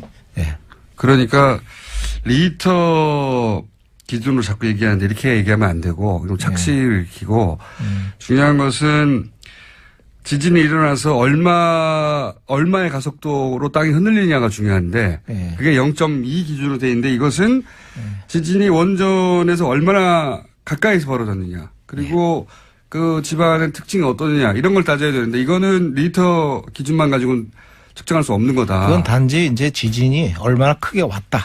이거를 이제 객관적으로 서로 상대적으로 이해를 할 수 있는 그 수치고요. 원전에 미치는 영향은 그 원전에 얼마나 가까이에서 그런 지진이 왔느냐 또는 발전소의 부지에 얼마나 가속도가 크기로 왔느냐 이게 더 중요합니다. 그러면 예를 들어서 이번 지진이 원전 바로 아래서 있었다 혹은 바로 근처에 있었다 그러면 지금처럼 아무 문제가 없는 게 아니라 어떤 문제가 있을 수도 있는 그런 가능성을 따져봐야 되는 거네요. 가능성 있다고 봐야죠. 그러니까 이제 0.2G로 설계를 한 거죠. 무섭네요. 그러면 우연 지진이라는 게 이제 인간이 예측할 수가 없기 때문에 예측할 수 없습니다. 현재 기술로는 예측할 수 없기 때문에 운이 좋았다 이번에는 표현할 수도 있는 거네요. 그러니까 이제 만반의 준비를 해야죠. 그러면 6.5, 7 이렇게 말하는 내진 설계 기준 자체는 우리가 믿을 수 있습니까? 원전이 지금 6.5나 7 기준으로 설계되어 있기 때문에 그런 지진이 와도 안전하다라고 이제 단정적으로 계속 얘기하고 있는데 설계를 해보신 분들은 어떠세요? 이론적으로는 설계를 그렇게 했으니까. 이론적으로는? 제작 시공도 완벽하게 돼서 현장에 완벽한 상태로 설치가 되고 작동이 될 때는 맞는 얘기입니다. 근데 사람이 하는 일이라서 항상 감시를 해야 되거든요. 그래서 설계 자체부터 독립적으로 검토를 해서 이 설계가 제대로 되는지 확인을 해야 되고 그것이 현장에 제작을 들어갈 때 제작이 제대로 되는지 품질 감사를 하고 그다음에 그것이 현장에 설치될 때도 품질 검사를 하게 돼 있거든요. 그래서 정비할 때도 마찬가지고 그런 완벽한 상태가 돼야 그것이 맞는 얘기지. 사실 0.2G만 하더라도 상당히 높은 수준의 지방 가속도이기 때문에 일단 현장의 상태 그것이 굉장히 중요합니다. 설계가 그렇게 됐다. 그것만 가지고는 이렇게 확정적으로 말하면 안 된다. 이거를 검증하는 데가 한수원 아닙니까? 검증하는 거는 사실은 한수원이 이제 품질 검사를 통해서 확인을 하고 여러 가지 검증 시스템이 있습니다. 근데 중요한 거는 한수원에서 발주한다는 거예요. 돈이 어디서 나오냐가 중요하거든요. 그러면 독립성 문제인데 예를 들어서 품질 검사를 하라 하고 한수원이 고용을 해서 품질 검사를 시키는 건데 한수원이 제작도 하고 예를 들면 끝에 감리도 하고 다 해버린다는 거죠? 돈 주고 다 하는 거예요. 자기네들이. 모든 걸 다 감독해버리는 거예요. 별도의 감독기관이 따로 있는 게 아닙니까? 이건? 그거는 원자력 안전위원회 예, 거기 규제기관이 킨스라는 이제 기술원이 있거든요. 거기서 조사 평가를 하는데 그게 독립기관이거든요. 사실 법적으로 돼 있습니다. 근데 실제로 지능 중심으로 하다 보니까 이쪽 조직이 굉장히 취약하죠. 사람도 부족하고 예산도 부족하고 뭐 그렇게 돼 있죠. 그러니까 지금 우려하시는 바는 만약에 내진 설계가 제대로 됐는지부터 시작해가지고 감리까지 쭉 다 확인해야 되는데 그걸 한 기관에서 다 하기 때문에 그걸 어떻게 확인할 수가 있냐. 예. 한 기관이 자기들은 원전을 짓고자 하는 기관인데 이 기관이 처음 설계부터 시작해서 마지막 감리까지 다 사실상 장악하고 있어서 한수원이 마음대로 안전하다고 해버리면 그냥 안전하게 되는 거네요. 그러니까 물어볼 데가 없으니까 다 한수원 가서 물어보거든요. 안전하냐 이렇게. 한수원은 당연히 사업자니까 안전하다고 그러죠. 그래서 지금 설계와 제작에 직접 참여하신 분으로서 지금 이야기하는 250배 지진이 와도 안전하다고 하는 기사 이렇게 단정적으로 말하는 건 이렇게 단정적으로 말할 수 없다. 예. 라고 단정하시는군요. 예. 거꾸로. 예. 그러면 이 기사 같은 걸 읽으시면 어떤 기분이 드십니까? 좀 자신감도 아니고요. 예. 자만심도 아니고 이건 경박스러운 겁니다. 자연 지진에 대해서 이렇게 큰 소리 칠 수 있는 인간이 누가 있냐. 예? 그렇군요. 직접 설계를 해보신 분으로서 계속 강조합니다만 직접 설계하고 제작을 하셨던 분으로서 아니 자기들이 뭐라고 이렇게 단정하고 있나. 예. 예. 이렇게 단정할 수 없지. 예를 들어 후쿠시마 같은 경우요. 그러면 인간이 안전하다고 단정한 일본 같은 경우는 뭐 지진에 관한 정보가 가장 많은 곳인데도 불구하고 후쿠시마는 큰 사고가 났지 않습니까? 후쿠시마 사고는 어떻게 된 겁니까? 좀 설명해 주십시오. 후쿠시마 사고는 간단합니다. 지금 해결료를 냉각을 시켜줘야 되는데 냉각시키지 못하면 온도가 무한대로 올라가거든요. 이론적으로는. 그렇겠죠. 근데 자연 상태에서는 6,000도까지 올라가는 걸로 돼 있어요. 6,000도요? 네. 네. 그러니까 안 녹이는 재료가 없는 거예요, 지구상에서. 6,000도면 다 뚫어버리겠죠. 다 뚫어버리죠. 네. 그러니까 그렇게까지 위험하니까 냉각을 항상 시켜줘야 됩니다. 해결을. 점화가 되고 나서는 항상 냉각을 시켜줘야 되는데 그 냉각시키는 게 물로 냉각을 시키잖아요. 예. 그러면 펌프를 돌려야 되는데 펌프가 전기가 필요하거든요. 그렇죠. 그럼 전기를 공급하는 게 외부 전원이 있습니다. 외부 전원. 예. 지금 송전선을 통해서 들어갑니다. 전기가. 예. 그래서 그 외부 전원에 의해서 냉각을 시켜줄 수가 있고. 물을 돌려줘야 되는데. 예. 두 번째는 외부 전원이 상실됐을 때는 내부 전원으로 이제 발전기로 이제 돌리거든요. 근데 외부 전원이 1차 지진에 의해서 넘어져 버렸어요. 우선 송전탑이 넘어져 버렸어요.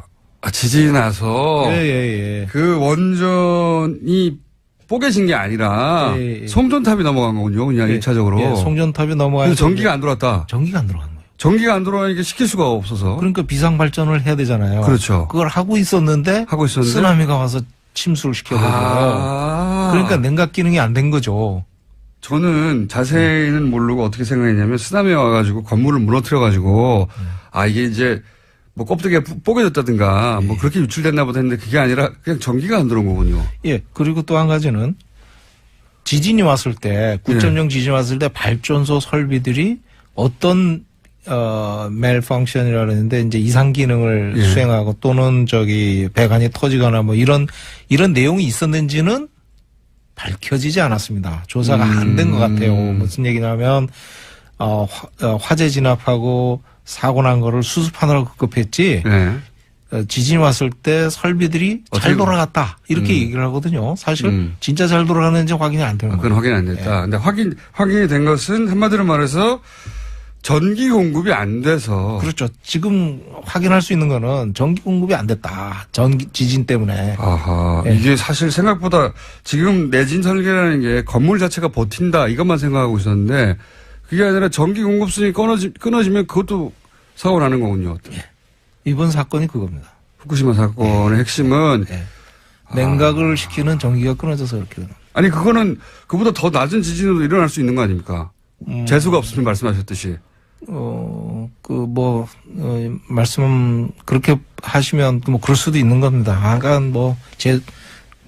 뭐랄까, 공학적으로는, 예. 견딜 수가 있어야죠. 공학적으로는. 예. 근데 이제 송전탑이 너무 큰 지진에 의해서 무너졌다는 거. 예. 우리나라도 송전탑이 내진 설계가 돼 있느냐. 예. 이런 걸 사실 면밀히 따져볼 필요도 있습니다. 발전 설비만 가지고 얘기를 하는데. 그러네요. 예. 전기가 공급 안 되면 자동차에 냉각수 안 들어가면 퍼지는 거하고 똑같은 거 아닙니까? 예, 정확하십니다. 단순하게 생각하면. 예. 냉각수 떨어지면 자동차 퍼지거든요. 엔진. 근데 그 정도가 아니라 여기는 6,000도니까 예. 그게 아무거나 다 뚫고 나가버리는 거군요. 예, 예. 그래서 방사능이 유출된 거다. 그렇게 생각을 바꾸고 나면 원전을 안전하다고 단정하기는 진짜 어려운 거네요. 어떤 예. 자연재해가 있을지도 모르니까. 원자력 발전소는 예. 자연재해를 생각을 해보면 우리가 인간으로 할 수 있는 게 아니잖아요. 그러면 예. 항상 경각심을 가지고 봐야 됩니다. 무조건 안전하다 홍보하는 거는 이거는 안전을 위해하는 행위입니다. 그래서 위해하는. 저희 원자력 안전과 미래에서는 그런 행위에 대해서는 좀 가차없이 이렇게 얘기를 하는. 과거에 원전을 설계하고 직접 제작하셨지만 지금은 원자력의 안전과 미래를 생각하시는 이게 좀 NGO인 거죠? 예, 예. 예. NGO의 대표가 되신 특별한 계기가 있으십니까? 후쿠시마 원전 사고 이후에 아하. 정부가 우리나라가 이제 원전 부품 위변조 사건에 이제 휘말렸거든요. 예. 그때 이제 상당히 많은 분들이 이제 뭐랄까요 구속되고 예. 막 이랬었는데 그런 사건을 수사하고 문제가 있을 때 이제 정부가 내놓은 대책이 원전 구매 제도 개선 위원회고 예. 그다음에 이제 여러 가지 그 해외 품질 뭐 검증을 하겠다 해외 기관에 이런 여러 가지 대책을 내는데 그게 형식적이라는 거예요. 전문가가 보시기에 야 이렇게 해가지고 되느냐 이게. 예. 전부 홍보성이고. 여기서 홍보성이라는 건 예를 들면 원전을 계속 짓고자 하는 사람들을 위한 홍보라는 얘기죠. 그렇죠. 그러니까 거기 참여하신 분들이 개개인으로 보면 굉장히 훌륭하신 분들입니다. 예. 뭐 MIT 나오고 뭐 이렇게 굉장히 화려한 경력을 가지신 분들이지만 그분들이 원전 부품 구매 위변조 또는 구매 개선을 위해서는 까다로운 원자력 품질과 예.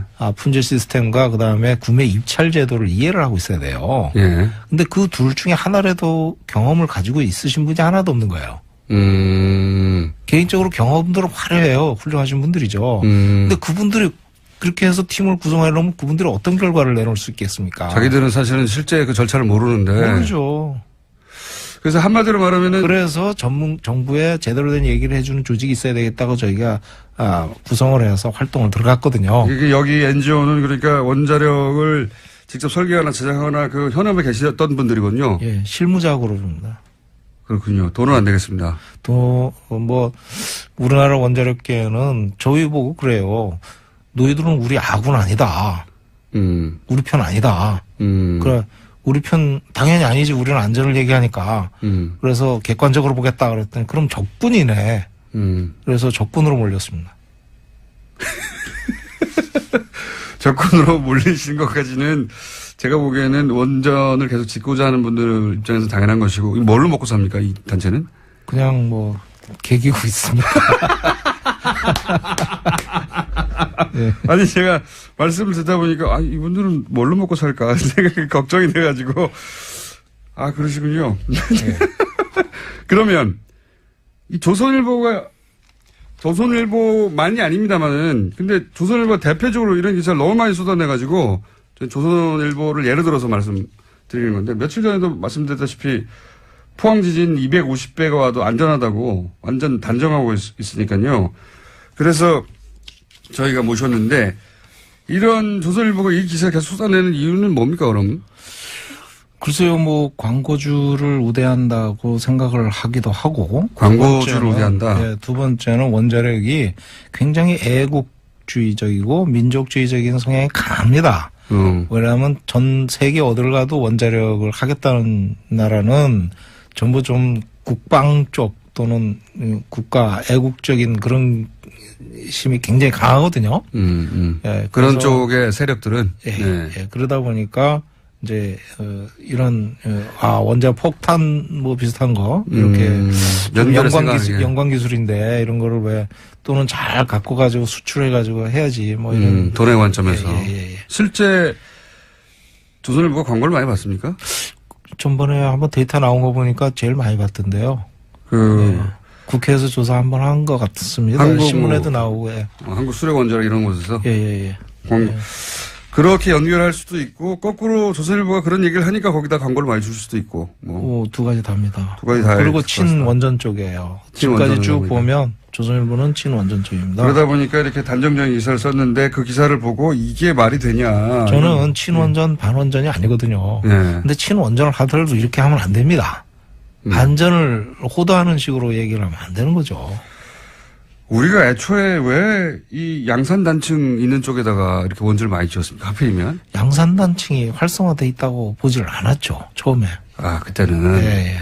그때는 우리나라는 지진이 안 일어난다고 생각하고. 최근에 5.0 이상 나온 게 작년에 울산단층, 울산 앞바다 처음 나왔죠. 사실 양산단층이 그 뒤에 그 전부터 이제 학설 또는 여러 가지 주장들이 활성화돼 있다 이렇게 얘기가 많이 나왔었죠. 사실은. 그랬는데 실제로 작년부터 5.0 이상이 4번이나 나왔죠. 지금까지.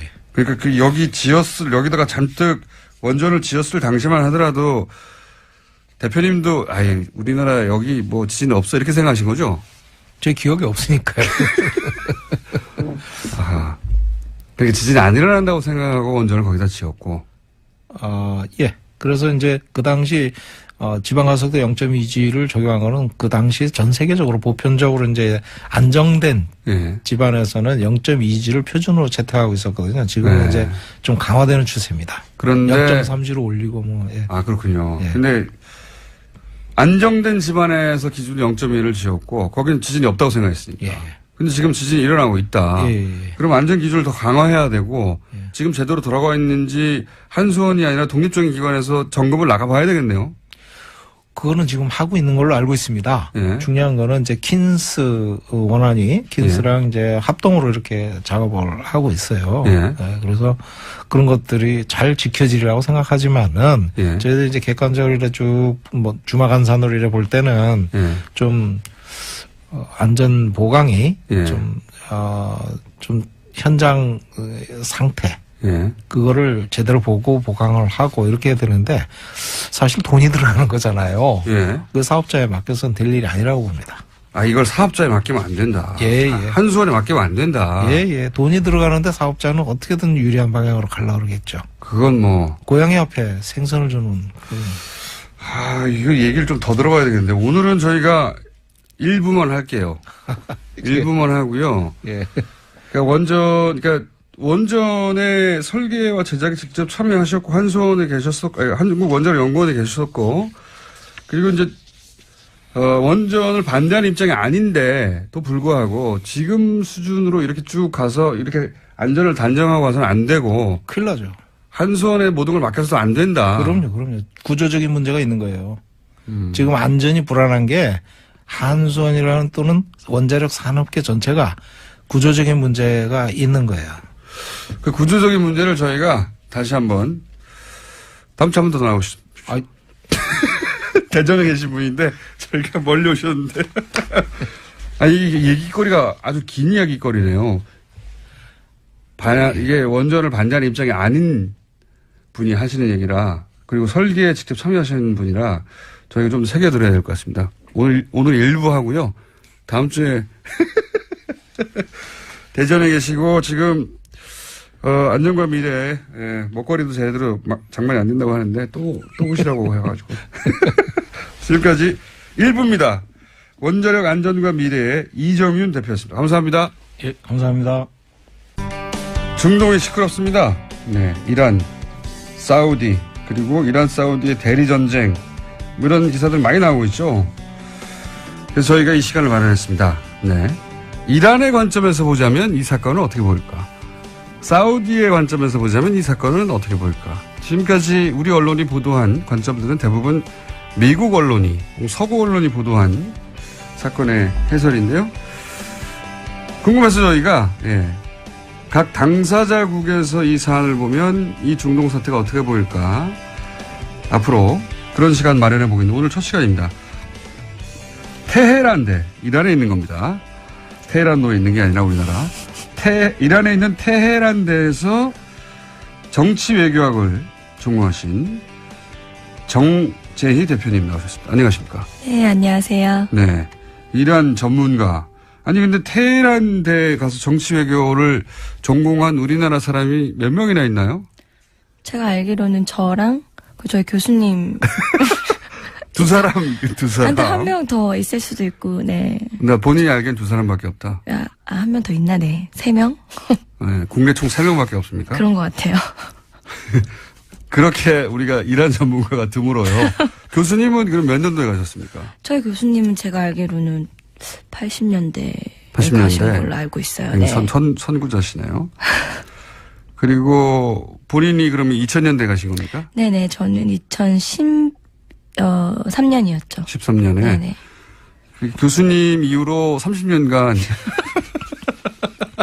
아무도 내가 테헤란대에서 정치외교 공부했는데 이란 가서 정치외교 해볼 생각이 있어. 아무리 물어봐도 아무도 안 간 거죠. 30년간. 안 간 거고 본인이 드디어 본인은 왜 선택하셨어요 이렇게? 저는 사실 원래 정외과를 가려고 했던 건 아니고요. 예. 그 이슬라믹 페미니즘 전공을 하고 싶었는데 예. 외국인을 안 받아준다고 그래가지고 이제 몇 개 중에 골랐어요. 그렇군요. 어쩌다가 골라서 이란대학교 정치외교학과를 전공하시고 네. 그 이후로 5년간 계속 계셨다면서요? 네네. 거기서 석사는 한 3년 정도 했고요. 그 앞에 이제 어학연수 좀 했고요. 그래서 총 한 5년 정도. 근데 우리나라에서 이렇게 이란어를 전공하고 이란에 오래 살고 하는 그래서 이런 전문가가 된 분들이 적죠, 실제. 네, 많이 없죠. 그러니까 본인이 이란 전문가로 활동하시고 이란 전문가로서 지금 그럼 통역 같은 걸 하시는 겁니까? 네, 저는 이란아토즈라는 회사를 운영하고 있고요. 이란아토즈는 이제 이란어 전문 통번역 회사고 그리고 뭐 기업들의 이제 서비스 제공하기도 하고요. 컨설팅이나 시장 조사나. 알겠습니다. 네. 굉장히 뭐 영어 통번역 하는 분들이나 다른 언어는 굉장히 많은데 이란어 통번역을 전문으로 하는 곳은 없는 거죠, 거의. 네네. 여기밖에. 네. 그래서 저희도 찾다가 왜냐하면 중동 사태는 궁금한데 이걸 직접 얘기해 줄 전문가가 그렇게 생각처럼 많지 않더라고요. 자, 오늘 하실 역할은 이란의 관점에서 보는 겁니다. 네네. 철저하게. 저희가 이제 한국말을 잘하는 이란 분을 모실까도 싶었는데 그분도 한국 사정을 잘 모르니까 그래서 한국 분으로서 이란에 빙의하여 이란의 입장에서 이 사안을 설명을 좀 해 주십시오. 그리고 가장 최근까지 계셨으니까. 네. 예. 우선 우리가 이란에 대해서 잘못 알고 있는 게 있습니까? 이란에 대해서 잘못 알고 있는 점은 굉장히 많은 것 같아요. 일단 우리나라 사람들이 이란이라는 나라를 볼 때 일단 미국의 프레임으로 이제 보는 측면이 많으니까. 잘못 알고 있는 거 대표적인 몇 가지만 짚어주세요. 뭐 잘못 알고 있는 거 가장 기본적인 거라고 하면 아랍과 다르다는 점을 들 수가 있고요. 인종도 다르고 언어도 다르고. 인종도 다르고 언어도 다르고 문화도 사실 다르고 다 다르죠. 아랍이라는 개념 자체가 민족적인 개념인 거라서.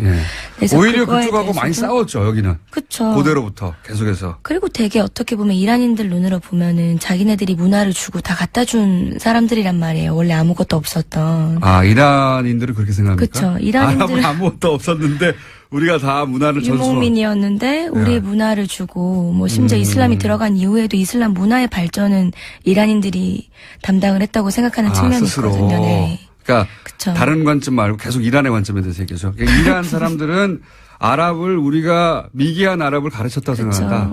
아하. 그래서 일단 인종적으로도 문화적으로 다르고 언어도 완전 다른 거죠. 다르고요. 네네. 그 300이라는 영화도 이 페르시아 여기가 페르시아 자기들은 페르시아 제국의 후예라고 생각하죠. 네, 그렇죠. 네. 그 300에 등장하는 나쁜 놈들 이 사람들입니다. 그러니까 서구의 입장에서 보자면 나쁜 놈들이에요. 저는 굉장히 왜곡된 거죠. 그래서 그것도 그 영화 이제 나왔을 때도 대사관 측에서 항의를 굉장히 많이 했을 이란 거예요. 대사관에서 네네. 우리 그렇게 괴물이 아니다. 그렇죠. 어쨌든 서구의 입장에서는 그 괴물로 보였던. 그리고 나서 또 잘못 알고 있는 게 뭡니까? 사계절이 있어요.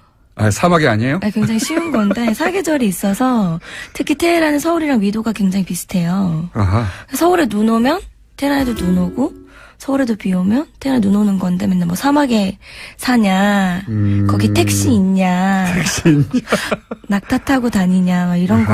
여기는 완전히 사계절이 있어서 우리하고 거의 비슷하다. 네, 비슷해요. 날씨가. 그리고 아랍이 아니다. 또 뭐 있습니까? 또 생각보다 굉장히 안전한 나라라는 것도 들 수 있을 것 같고요. 제 생각에는 유일하게 막 이런 거 얘기하면은 뭐 이렇게 위험 조장하지 마라, 뭐 거기 엄청 위험한 나라인데 보내가지고 큰일 나면 어떡하냐 막 이런 말씀하시는 분들 있는데 실제로 굉장히 안전해요. 그래서 여자분이 혼자 가셔서 여행하셔도 크게 무리가 없는 나라고 그것도 굉장히 오해 많이 하시더라고. 위험한 뭐 전쟁 중인 거 아니냐. 왜냐하면 그 지역 전체가 불안하다고 생각하고 네, 있으니까요. 그렇죠. 네. 그래서 이란은 아랍하고 묶여서 중동으로 들어가고 거기는 네네. 항상 전쟁이 있고 내전이 있고 그런 네네. 나라 IS. 네. 근데 그런 치안이 좋은 국가다. 네, 치안이 잘 돼 있어요. 약간 어떻게 보면 약간 독재 국가라고 볼 수도 있기 때문에 치안이 잘 돼 있어서 안전하고 그리고 막 미국인을 뭐 실제로 복원하면 뭐 굉장히 싫어하고 반감을 네, 가지고 있고 그럴 거라고 생각하는데 오히려 국민들 개개인으로 보면은 미국에 대한 뭐 선망 갈망 이런 것도 굉장히 큰 나라라고 볼 수 있고 네. 젊은 세대는 특히 재밌더라고요 그런 점이. 네. 우리가 잘못 알고 있었던 점들이 그러하고 자 이거 벌써 이 얘기는 하면 엄청나게 길어질 얘기들이라 이제 오늘은 맛배기로 여기 볼 거예요. 최근에 이란하고 사우디하고 네. 한참 부딪히고 있지 않습니까? 네네. 이란과 사우디가 부딪히기 시작한 건 언제입니까? 언제부터입니까? 뭐 원래도 그렇게 유쾌한 사이는 아니었겠지만 이란에서 이제 1979년에 이슬람 혁명이 터지게 되면서 이란은 굉장히 자기네들의 역할을 지위를 공고히 하게 된단 말이죠. 왜냐하면 우리는 이슬람 혁명을 통해서 그것도 시민들의 자발적인 혁명을 통해서 정당성을 가지고 있는 정권을 수립한 나라인데 왕정이 아니라 네 이제 왕정에서 쿠데타를 어떻게 보면 일으켜가지고 쿠데타가 아니죠. 혁명을 일으킨 거죠. 그래가지고 이제 시민들의 지지를 받았으니까. 그렇죠. 시민들의 지지를 받았으니까 그래서 이제 정권이 생기게 된 건데 사우디 입장에서 보면 자기네들이 굉장히 뭔가 이슬람 국가의 전제 왕권 국가죠. 그렇죠. 이슬람 국가에서는 굉장히 왕정이고 권위를 가지고 있는 나라인데 우리 메카를 가지고 있는 나라잖아요. 그런데 이슬람의 성지 메카. 그렇죠. 근데 그 이슬람 혁명이 이란에서 일어났단 말이에요. 그러니까 굉장히 자존심이 상할 수도 있을 거고. 왕정 입장에서는 불안했겠죠. 그렇죠. 그런 혁명이 전파돼서 자기들 왕권이 뒤집어지면 안 되니까. 네네. 그런 혁명 이념의 수출이라든지 그런 것들도 아마 두려웠을 것 같고요. 순위 시아파의 문제도 물론 있는데 그건 워낙 많이 나왔으니까. 그렇죠. 근데 사실 제가 봤을 때는 순위 시아파 문제는 굉장히 적은 거라고 생각해요. 종파 간의 갈등은. 네. 실제로 거기서 겪기로는? 네. 실제로는 사실 뭐 시아파 사람들도 순위파 사원에 가서 얼마든지 기도를 할 수 있고. 아 그래요? 네 그런 거에 그렇게 닫혀 있지 않아요. 실제로 순위 시아 보면 서로 죽이려고 그러지 않아요? 그렇지 않아요. 실제 가서 보면? 다 무슬림이기 때문에 사실 형제라고 생각을 하고 이걸 정치적으로 이용하는 사실 패권 문제인 거지. 누가 더 강력해질 수 있느냐 하는 중동 순위 시아는 안에서 그 안에서 명문으로 사용하는 거지. 네네, 그렇죠. 실제 순위시아 그 각각의 사람들이 서로를 막 실제로 적대시하고 표면적으로 그런 건 느껴지지 않는다. 네네, 그런 건 아닌 거죠. 네. 적어도 이란 내에서는. 이란 내에서도 그렇고 사실 다른 무슬림들도 아마 그렇게 생각할 거예요. 이란에서 방문 관계자분들이 이제 한국에 오셔서 기도를 하고 싶어 하시는 경우가 있는데 그러면 이제 이태원에 사원이 있잖아요. 거기를 안내해드리면 그럼 제가 장난을 치죠. 여기 순위파 사원이다. 괜찮겠냐. 전혀 no problem. 전혀. 네. 생각하는 만큼 적대심이 강한 게 아니군요. 개개인에 대한 그런 적대심이라든지 종파 간의 갈등은 사실 심하지는 않다고 볼 수 있을 것 같아요. 최근에 그러면 이란의 입장에서 설명해 주세요. 네. 최근에 이란하고 사우디가 이제 대결 국면이고 각각 자기들 힘을 이제 결집시키고 있고 그러면서 예를 들어 카타르 단교, 뭐 레바논 총리 사퇴 이런 문제들을 이란 입장에서는 어떻게 받아들입니까? 이란이랑 사실 사우디 갈등에서 봤을 때 서로 1대1로 맞짱을 뜨기보다는 뭔가 자기의 세력을 굉장히 공고히 해서 대리전을 펼치고 있는 거예요? 그렇죠. 대리전으로 가는 양상이 있는 것 같아요. 제가 봤을 땐. 그래서 카타르 단교도 사실 마찬가지고 카타르라는 국가는 원래 약간 애매했거든요. 완전 사우디 편도 아니고 이란 편도 아니었던 건데 사우디 입장에서는 그 스탠스도 별로 마음에 안 들었던 거예요. 카타르한테. 확실히 해라 입장은. 그렇죠. 그래서 어떻게 이란은 그럼 이걸 어떻게 받아들여요? 정말 어이없어 하는 거죠. 대체 무슨 왜 카타르랑 그쵸. 단교? 그리고 이란은 보시면 굉장히 그런 정치적인 국면에서 잘 빠져나가고 머리를 굉장히 잘 써요. 어떤 의미에서 잘 국익이 쓴다는 제일 거예요? 중요한 나라인 거죠. 국익은 다 중요한데 어떻게 머리를 잘 쓴다는 거예요? 예를 들어 봐주세요. 현명한 것 같아요. 예를 들어서 그 핵 협의를 봐도 협상을 봐도 네. 사실 이란은 어떤 걸 위반한 적이 한 번도 없거든요. 그거는 뭐 예. 그렇죠. 실제로 국제사회는 그렇게 얘기하고 있죠. 네네네. 트럼프가 오히려 이 핵 합의 문제에 있어서는 네. 우긴다고 이렇게 국제사회는 말하고 있는데 네네네. 그러면 이렇게 IAEA 네. 보고서를 준수하는 것도 빌미를 주지 않으려고 하는 거다? 그렇죠. 이란 입장에서는 전혀 자기네들은 그 명분이 생기는 거죠. 사우디는 정말로 미워해요? 사우디 정말 미워하나? 그걸 되물어보시면 어떡합니까? 사우디를 미워하는 것 같진 않아요. 근데 왜냐면 네, 일단 미워하는 그래도 국가는 이슬람 국가 같은 이슬람 국가고 예. 사실 사우디랑도 보면 굉장히 신기한 게 이렇게 정치적으로는 사우디랑 뭔가 적대적인 관계 있는 것 같지만 이란 사람들이 또 메카로 가장 성지 순례를 많이 가지 않을까요? 아 그렇다. 네. 개인 단위에서 사우디를 미워한다는 걸 느껴본 적은 없다. 네네 그렇죠. 개인 단위에서는. 네네네. 지금 저희가 이제 압축적으로 좀 빨리 진행하고 있는데 예. 네. 하시는 거 보고 고정으로 할까 말까 생각하려고. 근데 압축적으로 그럼 이란이 최근에 네. 그 뭡니까 시아파 벨트는 우리나라 사실 언론들이 만든 용어고 네. 시아파 초승달이라고 부르죠. 네, 초승달 벨트. 네, 초승달이라고 네. 부르는데 초승달 네. 벨트도 우리나라 벨트라는 단어는 없어요. 그냥 네네. 얘기할 때 실제로는. 네네. 근데 어쨌든 지금 그러면 이란이 그 지역에서 급부상하고 있는 건 맞죠? 네, 그렇죠. 그런 시아파를 묶어가지고. 네네네. 그렇죠? 거기에 대해서 이란 사람들 스스로 굉장히 자부심을 갖고 있습니까? 자부심을 가지고 있다기보다는 사실 이게 지금 주목하고 있는 건데 옛날부터 이란은 굉장히 시아파 국가들의 형님 국가? 네, 그렇죠. 라고 볼 수 있었어요. 그래서 어떤 사건이 터졌을 때마다 뭐 시리아도 그렇고 뭐 내전이 일어나서 이제 여기까지 해야 난민들이- 되겠습니다. 아쉽네요. 다음 시간 또 마련하겠습니다. 정재희 대표였습니다. 안녕. 네, 감사합니다. 재밌는 논평이었어요. 아마 배달 사고 뭐 이런 걸 주장하겠죠. 본인은 받은 적이 없다고까지 할 것 같고.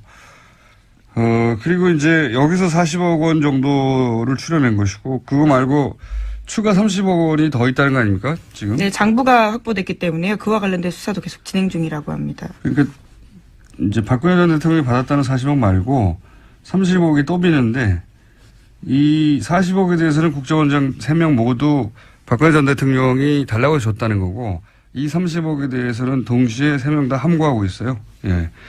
그렇다는 얘기는 40억은 박근혜 전 대통령한테 책임을 넘기면 된다고 생각하는 거고 이 30억은 국정원장 본인들의 책임하에 뭔가 쓰여진 돈이다. 이렇게 추정할 수는 있죠. 예. 30억이 더 있습니다. 예. 다음 뉴스는요. 네, 뿐만 아니라 박근혜 정부뿐만 아니라요. 이명박 정부 당시에도 특수활동비가 청와대에 상납된 사실에 대해서 오늘 아침에 한국일보가 보도했는데요. 이명박 정부 시절 민간인 불법 사찰을 폭로했던 장진수 전 주무관의 또 다른 폭로입니다. 자신이 2009년 7월 달에 국무총리실 공직윤리지원관실에서 처음 출근했는데 이때 특수활동비를 청와대에 상납해달라라는 요청을 받았다라는 겁니다. 그래서 실제로 1년 동안 꼬박꼬박 상납했다라고 합니다. 장진수 전 주무관 오랜만에 이름 듣네요. 예. 이게 이제 벌써 8년 전입니까? 9년 전입니까? 그때 일이라. 네, 2009년. 예. 그때 일이라 기억이 가물가물하실 텐데 이분이 누구냐면 이명박 정부하에 국무총리실에서 민간인을 사찰했다라고 폭로했던 분이죠. 폭로했던 분인데 그때 첫 번째 사찰 대상이 언론이었어요. 이분의 폭로에 따르면 이 국무총리실 그러니까 국정원하고 별개로 혹은 뭐 청와대하고 별개로 청와대 지시로 국무총리실 산하에 소위 사찰 기구를 만들어 놓고 당시가 이제 집권 3개월 만에 촛불 집회가 났잖아요. 그래서 촛불 집회 사과 발언하고 나서 한 달 후에 사찰 조직을 만들어서 맨 먼저 청와대 지시에서 했던 일이 언론사 기자들을 다 사찰하고 그리고 나서 이제 뭐 YTN이 방송국 간부들하고 와장창 교체했죠. 예. 그때 그 사찰을 폭로했던 분입니다. 근데 이분의 최근 폭로는 국무총리실에서도 국정원 말고 국무총리실에서도 청와대에 상납을 했다. 뭐 특활비를. 심지어 그 돈으로 아예 고용되어 있지도 않은 전직 경찰관한테 월급을 줬다라는 건데요. 그런 불법적인 사찰 업무에도 돈이 다 쓰였다라는 사실을 폭로하고 있습니다. 정식 고용하지 않고 사찰 용도로 누군가를 쓰고 급여를 이 돈으로 줬다 뭐 이런 거죠. 예. 이명박 정부 내에서도 이제 특활비 관련 내용들이 더 나오겠네요, 앞으로. 예. 네, 굉장히 구체적으로 진술하고 있어서요. 돈을 얼마를 어떻게 줬는지 방법까지 또 자세하게 이야기하고 있기 때문에 이 부분 또한 들여다볼 수밖에 없을 것 같습니다. 본인이 전달했다니까요. 뭐 정확하게 기억하겠죠. 자, 다음 뉴스는요.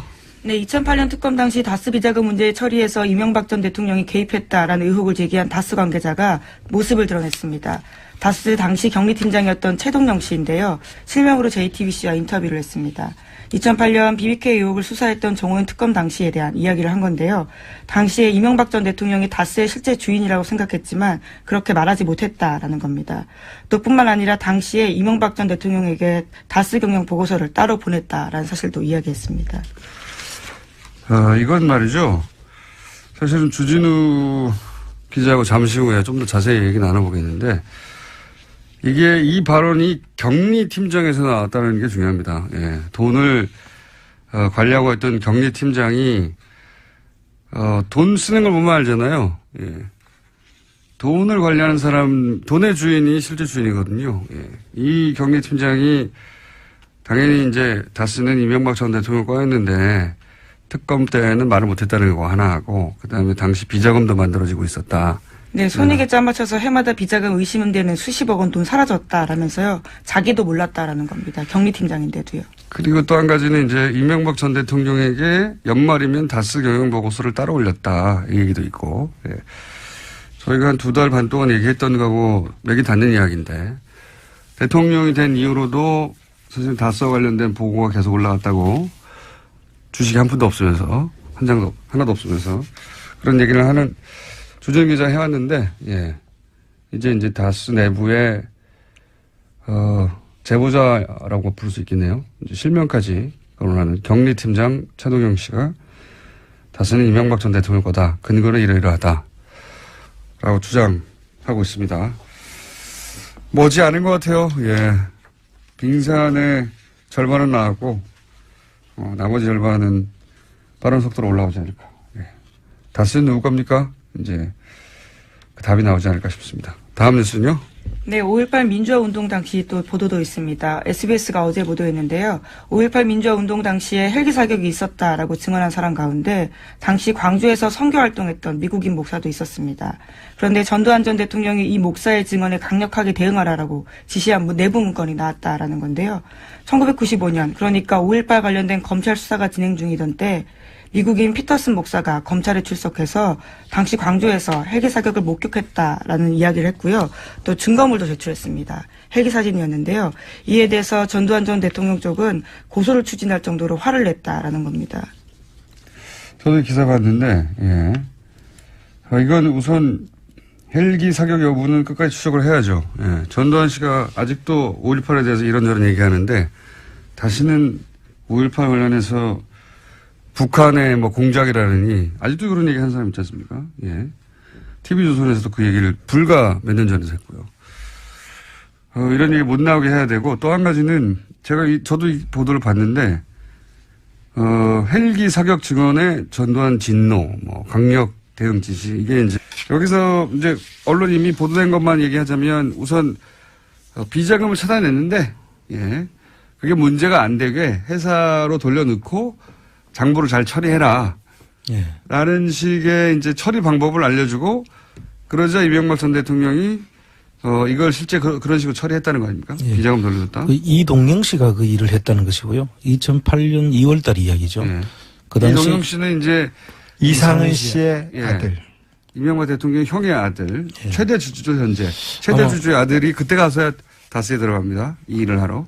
그래서 이분이 그 당시에 이 처리를 하는데 관여를 하고 그때 이명박 씨가 다스에 가서 일을 하라고 그래서 네. 그때부터 일을 시작했다는 분인데요. 여기서 디테일이 조금 다른 부분이 있는데요.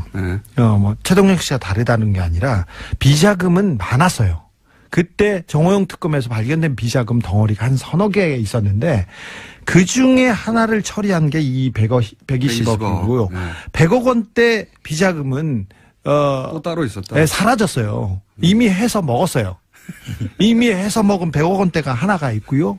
그 이후에 그 찾아낸 그 또 저희가 그 얘기했던 외환은행에서 찾은 100억 원 수표 한 장. 네. 그 경주 외환은행. 지난 시간에 얘기해서. 비자금 덩어리가 몇 군데. 수표로 100억 원짜리 하나 자기 수표로 찾아왔다. 그러니까 이 120억짜리 그리고 100억대 사라진 비자금 그리고 100억 생긴 거. 그 다음에 그 정호영 특검이 수사를 하다가. 근데 요 세 덩어리를 당시 정호영 특검이 알고 있었죠. 이미 알고 있었다. 알고 있었는데 덮었습니다. 이거 말고 다스로 돌아간 120억만 얘기하고 있는데 그 외에 더 있었다. 더 있습니다. 더 있습니다. 네. 기자분들이 이 부분에 대해서 좀 취재에 나서 주셔야 됩니다. 2010년도에 그 당시에 특검 당시에 그리고 우리 이시영 씨, 각하의 아들 이시영 씨가 삼성동 힐스테이트에서 살고 있었는데 43평, 6억 4천만 원 전세를 살고 있었습니다. 근데 그 돈도 이명박 대통령의 비자금입니다. 일부는 이상은 회장이 큰아버지가 빌려줬다 이렇게 얘기했는데 큰어머니는 우리는 돈 준 적 없어요 이렇게 얘기하고요. 그 베란다에서 그냥 놔뒀던 돈을 그냥 갖다 줬다고 이렇게 얘기를 했어요. 그런데 그 큰어머님은 누구 베란다에 놔뒀던 돈을 갖다 이상은 구이동에 있는 이상은 씨 자택에서 베란다에서 돈을 꺼내서 줬다고 얘기했는데 그럼 이상은 씨 돈이라고 봐야 되는데 그게 아니라 자신들 돈이 아니다 그 돈은? 돈이 아니라고 얘기를 했어요. 거기 자기들이 관리만 현금을 하고 있었을 뿐 자기들 돈이 아니다? 네. 6억 4천만 원 중에 그리고 그 청와대에서 나온 국권 앞에 그리고 돈 여기에 특수활동비로 의심될 만한 돈이 또 포함되어 있습니다. 그때 내곡동 사저에도 그런 지금 스토리가 지금 있는데. 내곡동 사저를 그 내곡동 사저를 이시영 씨가 천천히 말 더듬지 말고. 너무 많아서요. 비자금 덩어리가 너무 많아서 지금. 아니, 빨리 말하는 건 좋은데 네. 빨리 말하면 더듬거든요. 죄송해요. 더듬이에요. 자 그리고 내곡동 땅 기억하시죠? 잠깐만 정리하고. 자 당시 힐스테이트. 네. 이시영 씨, 이명박 전 대통령의 아들 이시영 씨가 거주하던 힐스테이트 몇 네. 평? 43평. 43평 얼마? 전세 자금 6억 4천만 원. 전세 자금 6억 4천. 대치동에 있는 모 공인중개사에서 돈을 한 번에 냈습니다. 한 번에 냈는데 이 6억 4천이 이명박 전 대통령의 비자금 일부. 네. 그리고 이상은 회장이 관리하고 있던 현금 일부. 네. 그리고 특활비 일부가 섞여 있을 가능성이 있다. 그렇죠. 그 중에 확실한 거는 뭡니까? 이상은 씨가 관리하고 있던 현금과 비자금 일부일 가능성이 아주 높다. 네. 근데 그 특검에서 이상은 그 회장은 이분은 조사를 제대로 안 하고요. 그 삼성병원 19층에서 누워 있다가 그냥 받았어요. 받았는데 그때 내가 줬다 이렇게 얘기를 했는데 큰어머님께서는 우리는 준 적이 없어요 이렇게 얘기를 했어요. 이렇게 자신들의 재산은 아니다. 이론입니다. 준 적이 없다고 얘기했는데 그냥 특검에서 그냥 덮었죠. 덮었다. 네. 이거 말고 차후에 내곡동 땅이 드러나고 내곡동 특검에서도 이시영 씨가 돈을 내는데 그 돈도 청와대에서 온 비자금입니다. 그러니까 그때 해명을 이렇게 했죠. 내곡동 사저 생각나시죠? 다들. 예. 특검도 한번 했는데 거기서 뭐 다 털어줬지만 이때도 이상은 씨로부터 돈을 받았다. 빌려서. 네. 빌려서 이 땅값을 냈다라고 했는데 그때 이 돈의 출처에 대한 이야기가 많이 있었어요. 네. 근데 여기에 이 청와대 특활비 일부가 들어간 게 아니냐? 네, 그렇습니다. 이상은 씨가 관리하고 있던 비자금과. 네네. 2008년에 이시영 씨가 재산 등록 신청을 했어요. 네. 근데 그때 이시영 씨가 가지고 있던 돈은 3,852만 원이 전체예요. 근데 이명박 대통령과 김윤옥 여사도 재산 신고를 하지 않습니까? 근데 그 재산에서는 돈이 한 푼도 변화하지 않았고 이시영 씨한테 갔다고 신고하지도 않았어요. 그러니까 이거는 다 비자금입니다. 그래서 이상은 씨한테 빌렸다고 한 거 아니에요? 그때 그랬습니다. 설명을. 네. 그런데 정호영 특검이나 그 특검에서는 그 내역을 다 쳐다봤겠죠. 그런데 이 비자금 덩어리가 지금 벌써 나온 비자금 덩어리가 세계회와 힐스테이트 여기에서도 2덩어리 정도 다른 데서 돈이 왔기 때문에 몇 덩어리가 보이는데 이거에 대해서는 특검은 전혀 그 문제 제기하지 않고 덮었죠. 당시 정호영 특검은 이제 지금은 이제 그때 소위 이제 출처가 밝혀지지 않은 비자금에 관한 얘기를 하고 있는 거고요. 예. 네. 이제 주진우 기자의 이야기는 그 지금 계속 거론되는 120억 말고 덩어리가 크게 2개 더 있었다. 네. 그리고 그 외에도 이제 그 이시영 씨, 이명박 대통령의 아들이 구입이 아니라 이제 살기 위해서 전세금을 지출한다든가 혹은 뭐 내곡동 땅 사저를 구입한다든가 할 때 사용됐던 돈들도 비자금 플러스 특활부의 가능성도 있다. 이런 얘기고요. 입니다. 지난 일요일 국정원 태스크포스는 국정원 감찰실에서 작성한 댓글 수사 대책 내부 보고서를 확보했습니다. 이 내부의 보고서에 따르면 댓글 수사 대처에 박근혜 정권의 명운이 걸렸으며 진상이 드러나면 국정원이 존폐 위기에 내몰릴 것이라고 자체 분석하고 있습니다. 국정원 스스로 자신들이 한 일이 박근혜 정권과 조직을 무너뜨릴 범죄라는 걸 스스로 잘 알고 있었던 거죠. 그런데 조중동은 최근 검찰의 무리한 수사, 참군인 김관진, 북한만 좋아할 국정원 흔들기 등등의 논리로 이 수사를 끊임없이 흔들려고 노력해 왔죠. 조중동은 왜 그러는 걸까? 이게 무슨 진보 보수의 문제도 아니고 시대의 과제도 아닌데 보수 정당이 이 수사를 정치 보복이라고 규정하는 건 동의하지는 않아도 이해는 갑니다. 자신들 집권 시절의 일이고 본인들 정치적 생존이 달렸으니까요. 그런데 조중동은 왜 그러는 걸까?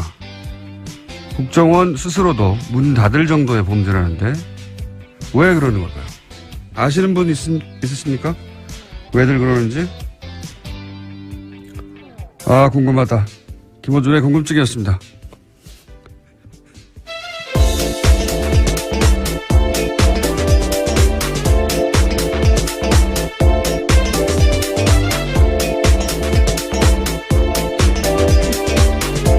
시사인의 김은지입니다. 안 궁금하세요? 네, 궁금하다는 말씀이 너무 진심인 것 같아서요. 옆에서 네. 웃었습니다. 아, 궁금해요, 저는. 예. 왜 그러는 걸까? 본인들이 정권을 직접 운영했다고 생각하는 걸까요? 참. 이게 무슨 자기들의 생존과 직접 연결된 것도 아닌데요. 예. 아, 궁금해요. 아시는 분이 있으면은 저희들한테 문자 좀 보내주십시오. 왜냐하면은 본인들도 생각해보면 어렵다고 하는 그 언론고시 통과하고, 우리나라의 제일 큰 매체사 아닙니까? 거기 들어가서 왜 그런 수준 낮은 주장을 뒷받침하기 위해서 자기 이름을 쓰는 건지. 예를 들어서 전직 국정원장 뭐 구속하면 김정은이 좋아한다. 굉장히 허접한 논리거든요. 아, 참. 그 말을 듣고 누군가, 와, 정말 그렇구나. 전직 국정원장들 구속하면 안 되겠구나. 말이 됩니까? 야, 이해하고 싶은데 이해가 저는 안 돼가지고. 네. 자, 전직 국정원장 구속 얘기 또 해볼까요? 네, 관련해서 계속해서 기사가 나오고 있는데요. 구속영장이 기각된 이병호 전 국정원장이 있습니다. 관련해서 법원의 영장실질심사에서 어떤 이야기가 있었는지가 좀 자세히 나오는데 채널A 보도에 따르면 이 전 원장은 국정원 특갈비 상납에 대해서 박근혜 전 대통령과 독대와 전화통화를 했다고 하면서요. 여기서 박근혜 전 대통령이 하던 대로 하세요라고 지시를 듣고 돈을 건넸다라고 주장하고 있다고 합니다. 그 법조인들은 네, 이게 이제 실질심사에 맞춘 전략이었던 게 아니겠는가. 검찰 조사에서는 이런 말 안 하다가 실질심사하는 중에 이제 이런 말들을 쏟아낸 거거든요. 네. 일종의 폭탄 발언을 했다라고 네. 해당 보도는 보도하고 있습니다. 폭탄 발언까지는 아니고 그냥 어쨌든 검찰 조사에서 했을 법한 이야기를 안 하고 있다가 실질심사에서 해서 그 명분으로 그 이유로 풀려난 게 아니겠는가 이런 분석도 있는데, 이건 이제 법적인 분석인 것이고, 검찰 내부에서는 뭐 또 다른 분위기가 있다고 또 보도도 나와요. 이게 우병우 전 수석과 관련된 게 아니냐. 네, 오늘 아침 한겨레 신문이 그렇게 보도하고 있습니다. 그런 의구심도 있다고 하는데 왜냐하면은 이제 우병우 전 수석하고 근무기간이 똑같고 단순히 똑같은 게 아니라 우병우 전 수석과 이런 식으로 조금이라도 연관이 있으면 이때까지 우병우 전 수석 관련된 관련 영장들, 구속영장뿐만이 아니라 뭐 통신영장, 사실은 수사의 첫 발인데 누구랑 통화했는지를 알아야 될 거 아닙니까? 관계자들을 파악하기 위해서. 근데 이 통화 기록을 확인하려고 하는 그 영장도 다 기각됐었거든요. 우병우 전 수석은. 네, 뿐만 아니라 최근에는 우병우 전 수석의 처가인 삼남개발 압수수색을 하려고 했는데 이 압수수색 영장 또한 또 다시 기각됐다라고 합니다. 그러니까요. 직접 구속영장뿐만 아니라 관련 영장 중에 발급된 게 거의 없다. 우병우 전 수석만은. 우병우 전 수석인데요. 이게 개인의 힘이 아니고 제가 보기에는 우병우 전 수석을 털게 되면 주변에 다친 사람이 많나 보다. 여전히 살아있는. 그렇게 의구심을 가진 분들이 있죠. 그렇게 의구심을 가져도 이상하지 않을 정도의 많은 영장들이 최근까지도 계속.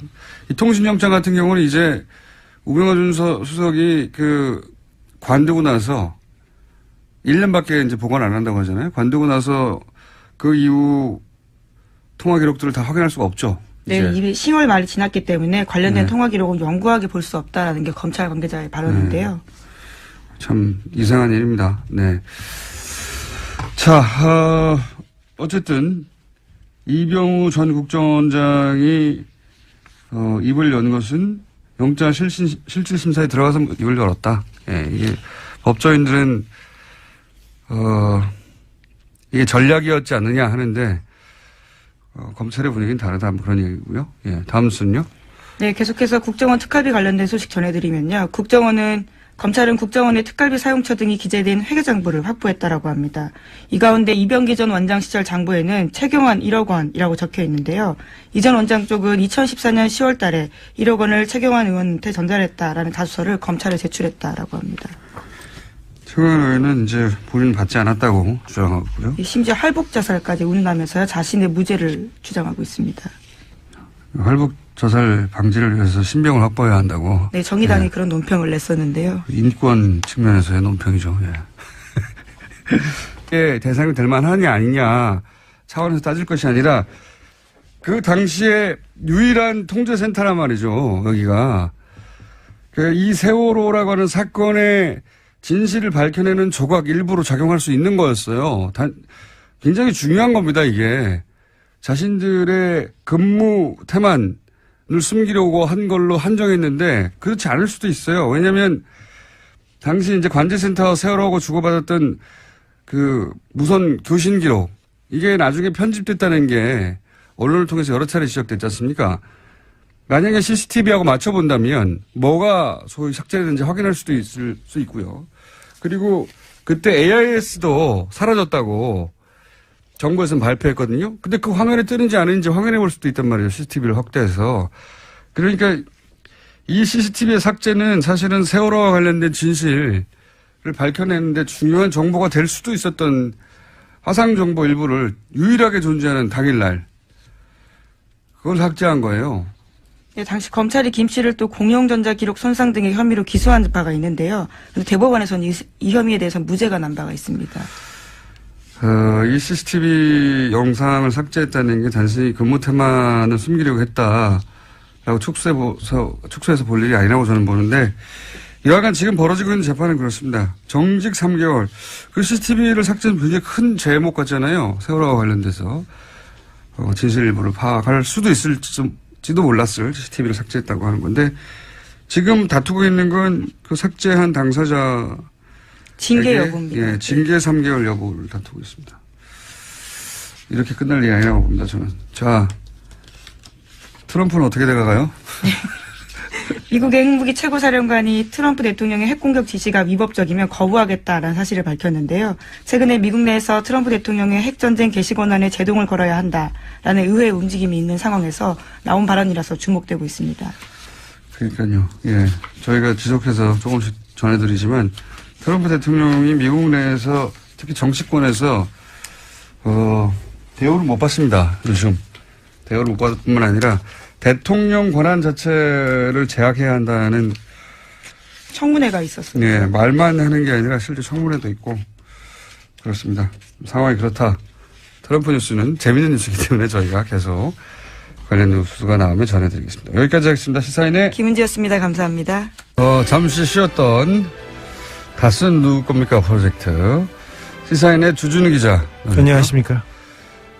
이제는 뭐 일주일에 2번씩 나오는 안원구 전 대구지방국세청장님 나오셨습니다. 예, 안녕하십니까. 네. 요즘 JTBC가 자꾸 특종을 빵빵 터뜨리고 있어요. 네. 특종인데 사실 저희가 2달 전쯤에 했던 이야기, 실명을 밝히지 않고 했던 이야기를 이제 JTBC는 실명으로 그렇습니다. 예를 들어서 다스 전 경리팀장 최동영 팀장 실명 인터뷰가 나왔어요. 여기 보면은 그때 저희가 했던 얘기하고 맥이 닿는 이야기, 대통령 이후로도 연말에 경영보고서를 따로 이명박 전 대통령이 보고했다. 이런 얘기를 했거든요. 안가에서 했다. 예. 근데 어디서 했다는 얘기는 이 JTBC 보도에는 없었는데, 이거 안가에서 했다는 거잖아요, 이게. 네, 저희가 안가에서. 네. 이분이 그분입니다. 네, 네. 그렇습니다. 저희는 이름을 안 밝혔는데 여기는 이름을 밝혀버려가지고. 네. 여기는 신빙성이 확 올라가고. 아니, 그게 아니라 김어준이 해서 그렇죠. 그것도 있고, 2달 전에는 실명을 밝힐 수 없는 상황이었거든요. 아니, 밝힐 수도 있었는데요. 밝힐 수 있었는데 저희는, 네, 밝히지 않았습니다. 아니, 2달 전하고 지금하고는 좀 분위기가 달라요. 그렇죠. 그때는 다스 얘기를 꺼냈을 때, 아직도 사람들이 이제 반신반의한 분들이 있었고. 아니, 네. 그분은 용기를 내주셨어요. 네. 그리고 여러 얘기를 하고 더 많은 내용이 있는데, 사실 친인척간이고요. 그리고 총 4명 중에 1명이라고요? 친인척간이고, 그리고 그분과 그분 주변 분들이 아직도 MB 가까운 데서 생활 터전을 읽으면서 또 생업에 종사하고 어쨌든 있어서 본인의 네. 실명이 밝혀지면 곤란한 처지가 될 수도 2개월, 네. 3개월 전에는 분명히 그랬는데 지금은 이제 점점점 상황이 바뀌어가면서 본인이 용기를 내신 것 같아요, 직접. 네. 인터뷰. 용기 있는 분이십니다. 예, 용기를 내셔가지고, 저희 같은 얘기입니다, 이게. 그러니까 안가에 가서도 당선 이후에 보고를 받는다. 네. 안가에서 예. 이명박 대통령이 그 보고를 받는 특징이 뭐냐면요. 정면으로 얼굴을 안 봐요. 아, 그래요? 네, 이렇게 쭈루룩 3명이 앉아 있으면 예. 얼굴을 안 보고 다른 데를 쳐다보고 있어요. 다른 데를 쳐다보고 있다가 다른 데를 쳐다보고 있다가 그래. 그리고 정확한 멘트를 안 하시고 정확한 그 지시를 안 하고 그래 네가 해봐. 네가 가서 해봐. 저는 그게 이제 그 잠재의 씨가 어딘가에 이게 잘못하면 걸리면 문제가 될 수 있다는 죄의식 같은 거나 죄의식은 없는 것 같은데 걸리면 내가 그때 무슨 말을 했는지 나올 수가 있으니 이게 항상 머릿속에 있는 게 아닐까. 많은 사람들이 그렇게 얘기하더라고요. 네. 명확한 지시를 하지 않는다. 네, 그런 것도 있고요. 또 한편으로는 이분은 같이 이게 수행하는 사람들하고 겸상을 안 하시잖아요. 그렇죠. 네. 겸상을 안 하시고 이게 좀 차이가 있다. 다른 사람이다. 이런 생각을 꼭 하시는 것 같아요. 이명박 대통령이 전에 그 재벌가, 그러니까 현대가에서 머슴으로 살았다는 얘기를 몇 번 하면서 자기가 가지고 있는 그런 의식적 괴리 이런 것 때문에 그렇지 않을까 또 좀 생각해 봅니다. 하여튼 보고받았을 때 디테일 설명을 받았다는 얘기를 하는 거죠. 네. 어떻게 그 보고를 했냐 그러면 정면을 보지 않고 옆을 쳐다보고 이렇게 얘기했다고. 그분 스타일이십니다. 예. 자, 그리고 또 이 최동용 전 팀장에 따르면은 정호영 특검이 그냥 수상합니다. 수상하다는 얘기는 여러 차례 해왔는데 꼭 제목이거든요. 이 진노 이런 거는 이제 성경에 하나님이 화낼 때 쓰는 거예요. 예. 부당한 일이 발생해서 크게 화를 내는 어떤 정당한 분노, 높은 존재, 노인들, 할아버지가 진노하셨다 이럴 때 쓰는 거거든요. 이건 그냥 전두환 빡침. 이 정도가 맞는 거지. 단어 선택을 잘해야 된다. 진노 아니고요. 예. 네. 신경질을 냈다, 화를 냈다. 네. 차마 보도에 그 단어를 쓸 수가 없어서 그랬던 것 같긴 한데. 그렇다 하더라도 진노가 뭡니까? 네. 예. 동의합니다. 예. 진노할 주체도 아니지만 대상도 아닌 뉘앙스 잘못 사용된 단어 같습니다. 자, 다음 뉴스는요. 네, 류여의 자유한국당 최고위원이 포항 지진은 하늘이 문재인 정부에 주는 경고다라는 발언을 해서 논란이 일고 있습니다. 여당에서는 부적절한 발언이라면서 류 최고위원의 사퇴를 요구하고 있고요. 류 최고위원 쪽은 일부 발언이 왜곡돼 전달됐다면서 반발하고 있습니다. 한번 들어볼까요? 이번 포항 지진에 대한 문 정부에 대한 하늘이 준엄한 경고 그리고 천심이라고 하는 지적들이 나오고 있습니다. 이게 이제 검색어가 한 연이틀 정도 계속해서 관련 검색어 올라왔었는데 본인이 해명을 했죠. 네, 누군가가 제 발언을 왜곡해서 포항 민심을 자극하고 있다라는 건데요. 자신의 발언을 왜곡하는 가짜 뉴스에 대응하겠다라는 이야기도 했습니다. 그래서 이제 자기는 천벌이라는 말을 한 적이 없다. 이렇게 해명을 했는데 하늘이 준 경고하고 천벌하고는 어떻게 다른 겁니까 이게. 가짜 뉴스를 본인이 배포하고 있는 것 같은데. 어쨌든 이 발언으로 한 연이틀 정도 검색어 논란이 있었고 검색에 올라왔었고 제가 보기에는 해명이 될 것 같지는 않네요. 이걸로 누군가 화가 났다면 그 화가 가라앉을 것 같지는 않습니다. 자기 발언을 왜곡했다고 짧은 인터뷰 한번 해봐야 되겠습니다. 어떻게 하늘이 준 경고와 천벌은 다른 것인지. 그런 일이 있었습니다. 네, 다음 순요. 네, 계속해서 포항 이야기 좀 전해드리면요. 포항에서도 계속 여진 일어나고 있습니다. 오늘 오전 6시 5분쯤에도 경북 포항에서 규모 3.6 지진이 발생했는데요. 지금까지 여진이 총 58차례, 그러니까 58차례 일어났다라고 합니다.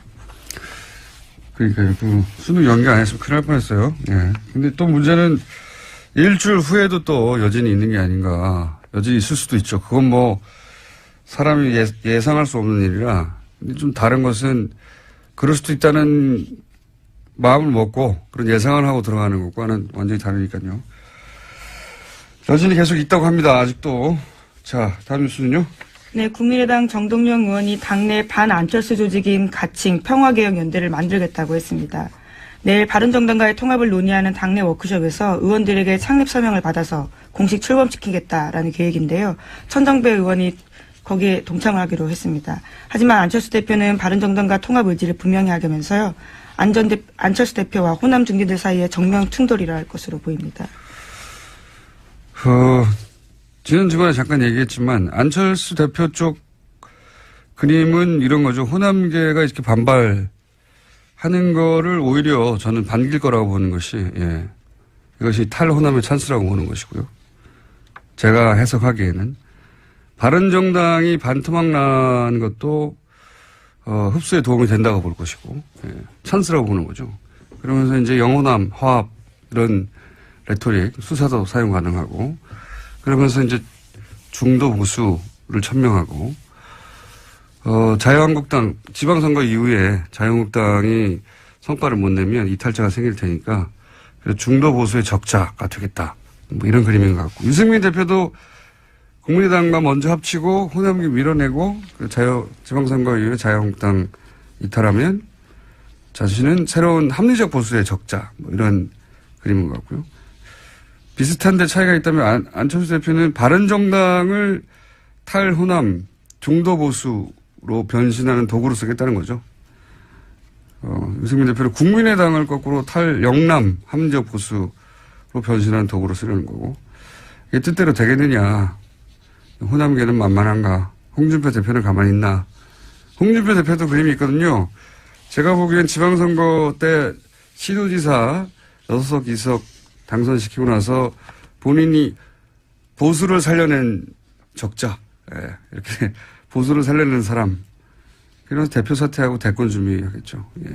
다들 계산이 다 있어요. 민주당은 또 가만히 있겠습니까? 지지율도 거의 50% 육박하는데 그런 그림들이 열심히 그려지고 있다. 그런 그림이 그림대로 되는 꼴은 못 봤어요. 제가 못 봤는데 어쨌든 살아야 하니까 각자 열심히 그림을 그리고 있는 중입니다.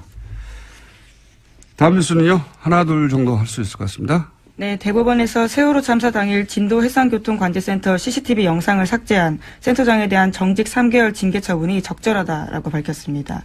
센터장이던 김모 씨가 제기한 정직 취소 소송 상고심에서 김 씨가 승소한 원심을 파기하고 김 씨 패소 취지로 사건을 광주고법에 돌려보냈는데요. 김 씨는 세월호 참사 직후에 국회가 사고 당일에 CCTV 자료를 제출하라고 요구하자 영상 원본을 삭제했습니다. 거기에는 일부 관제 요원들이 자거나 놀고 있는 장면들이 담겨 있었기 때문입니다.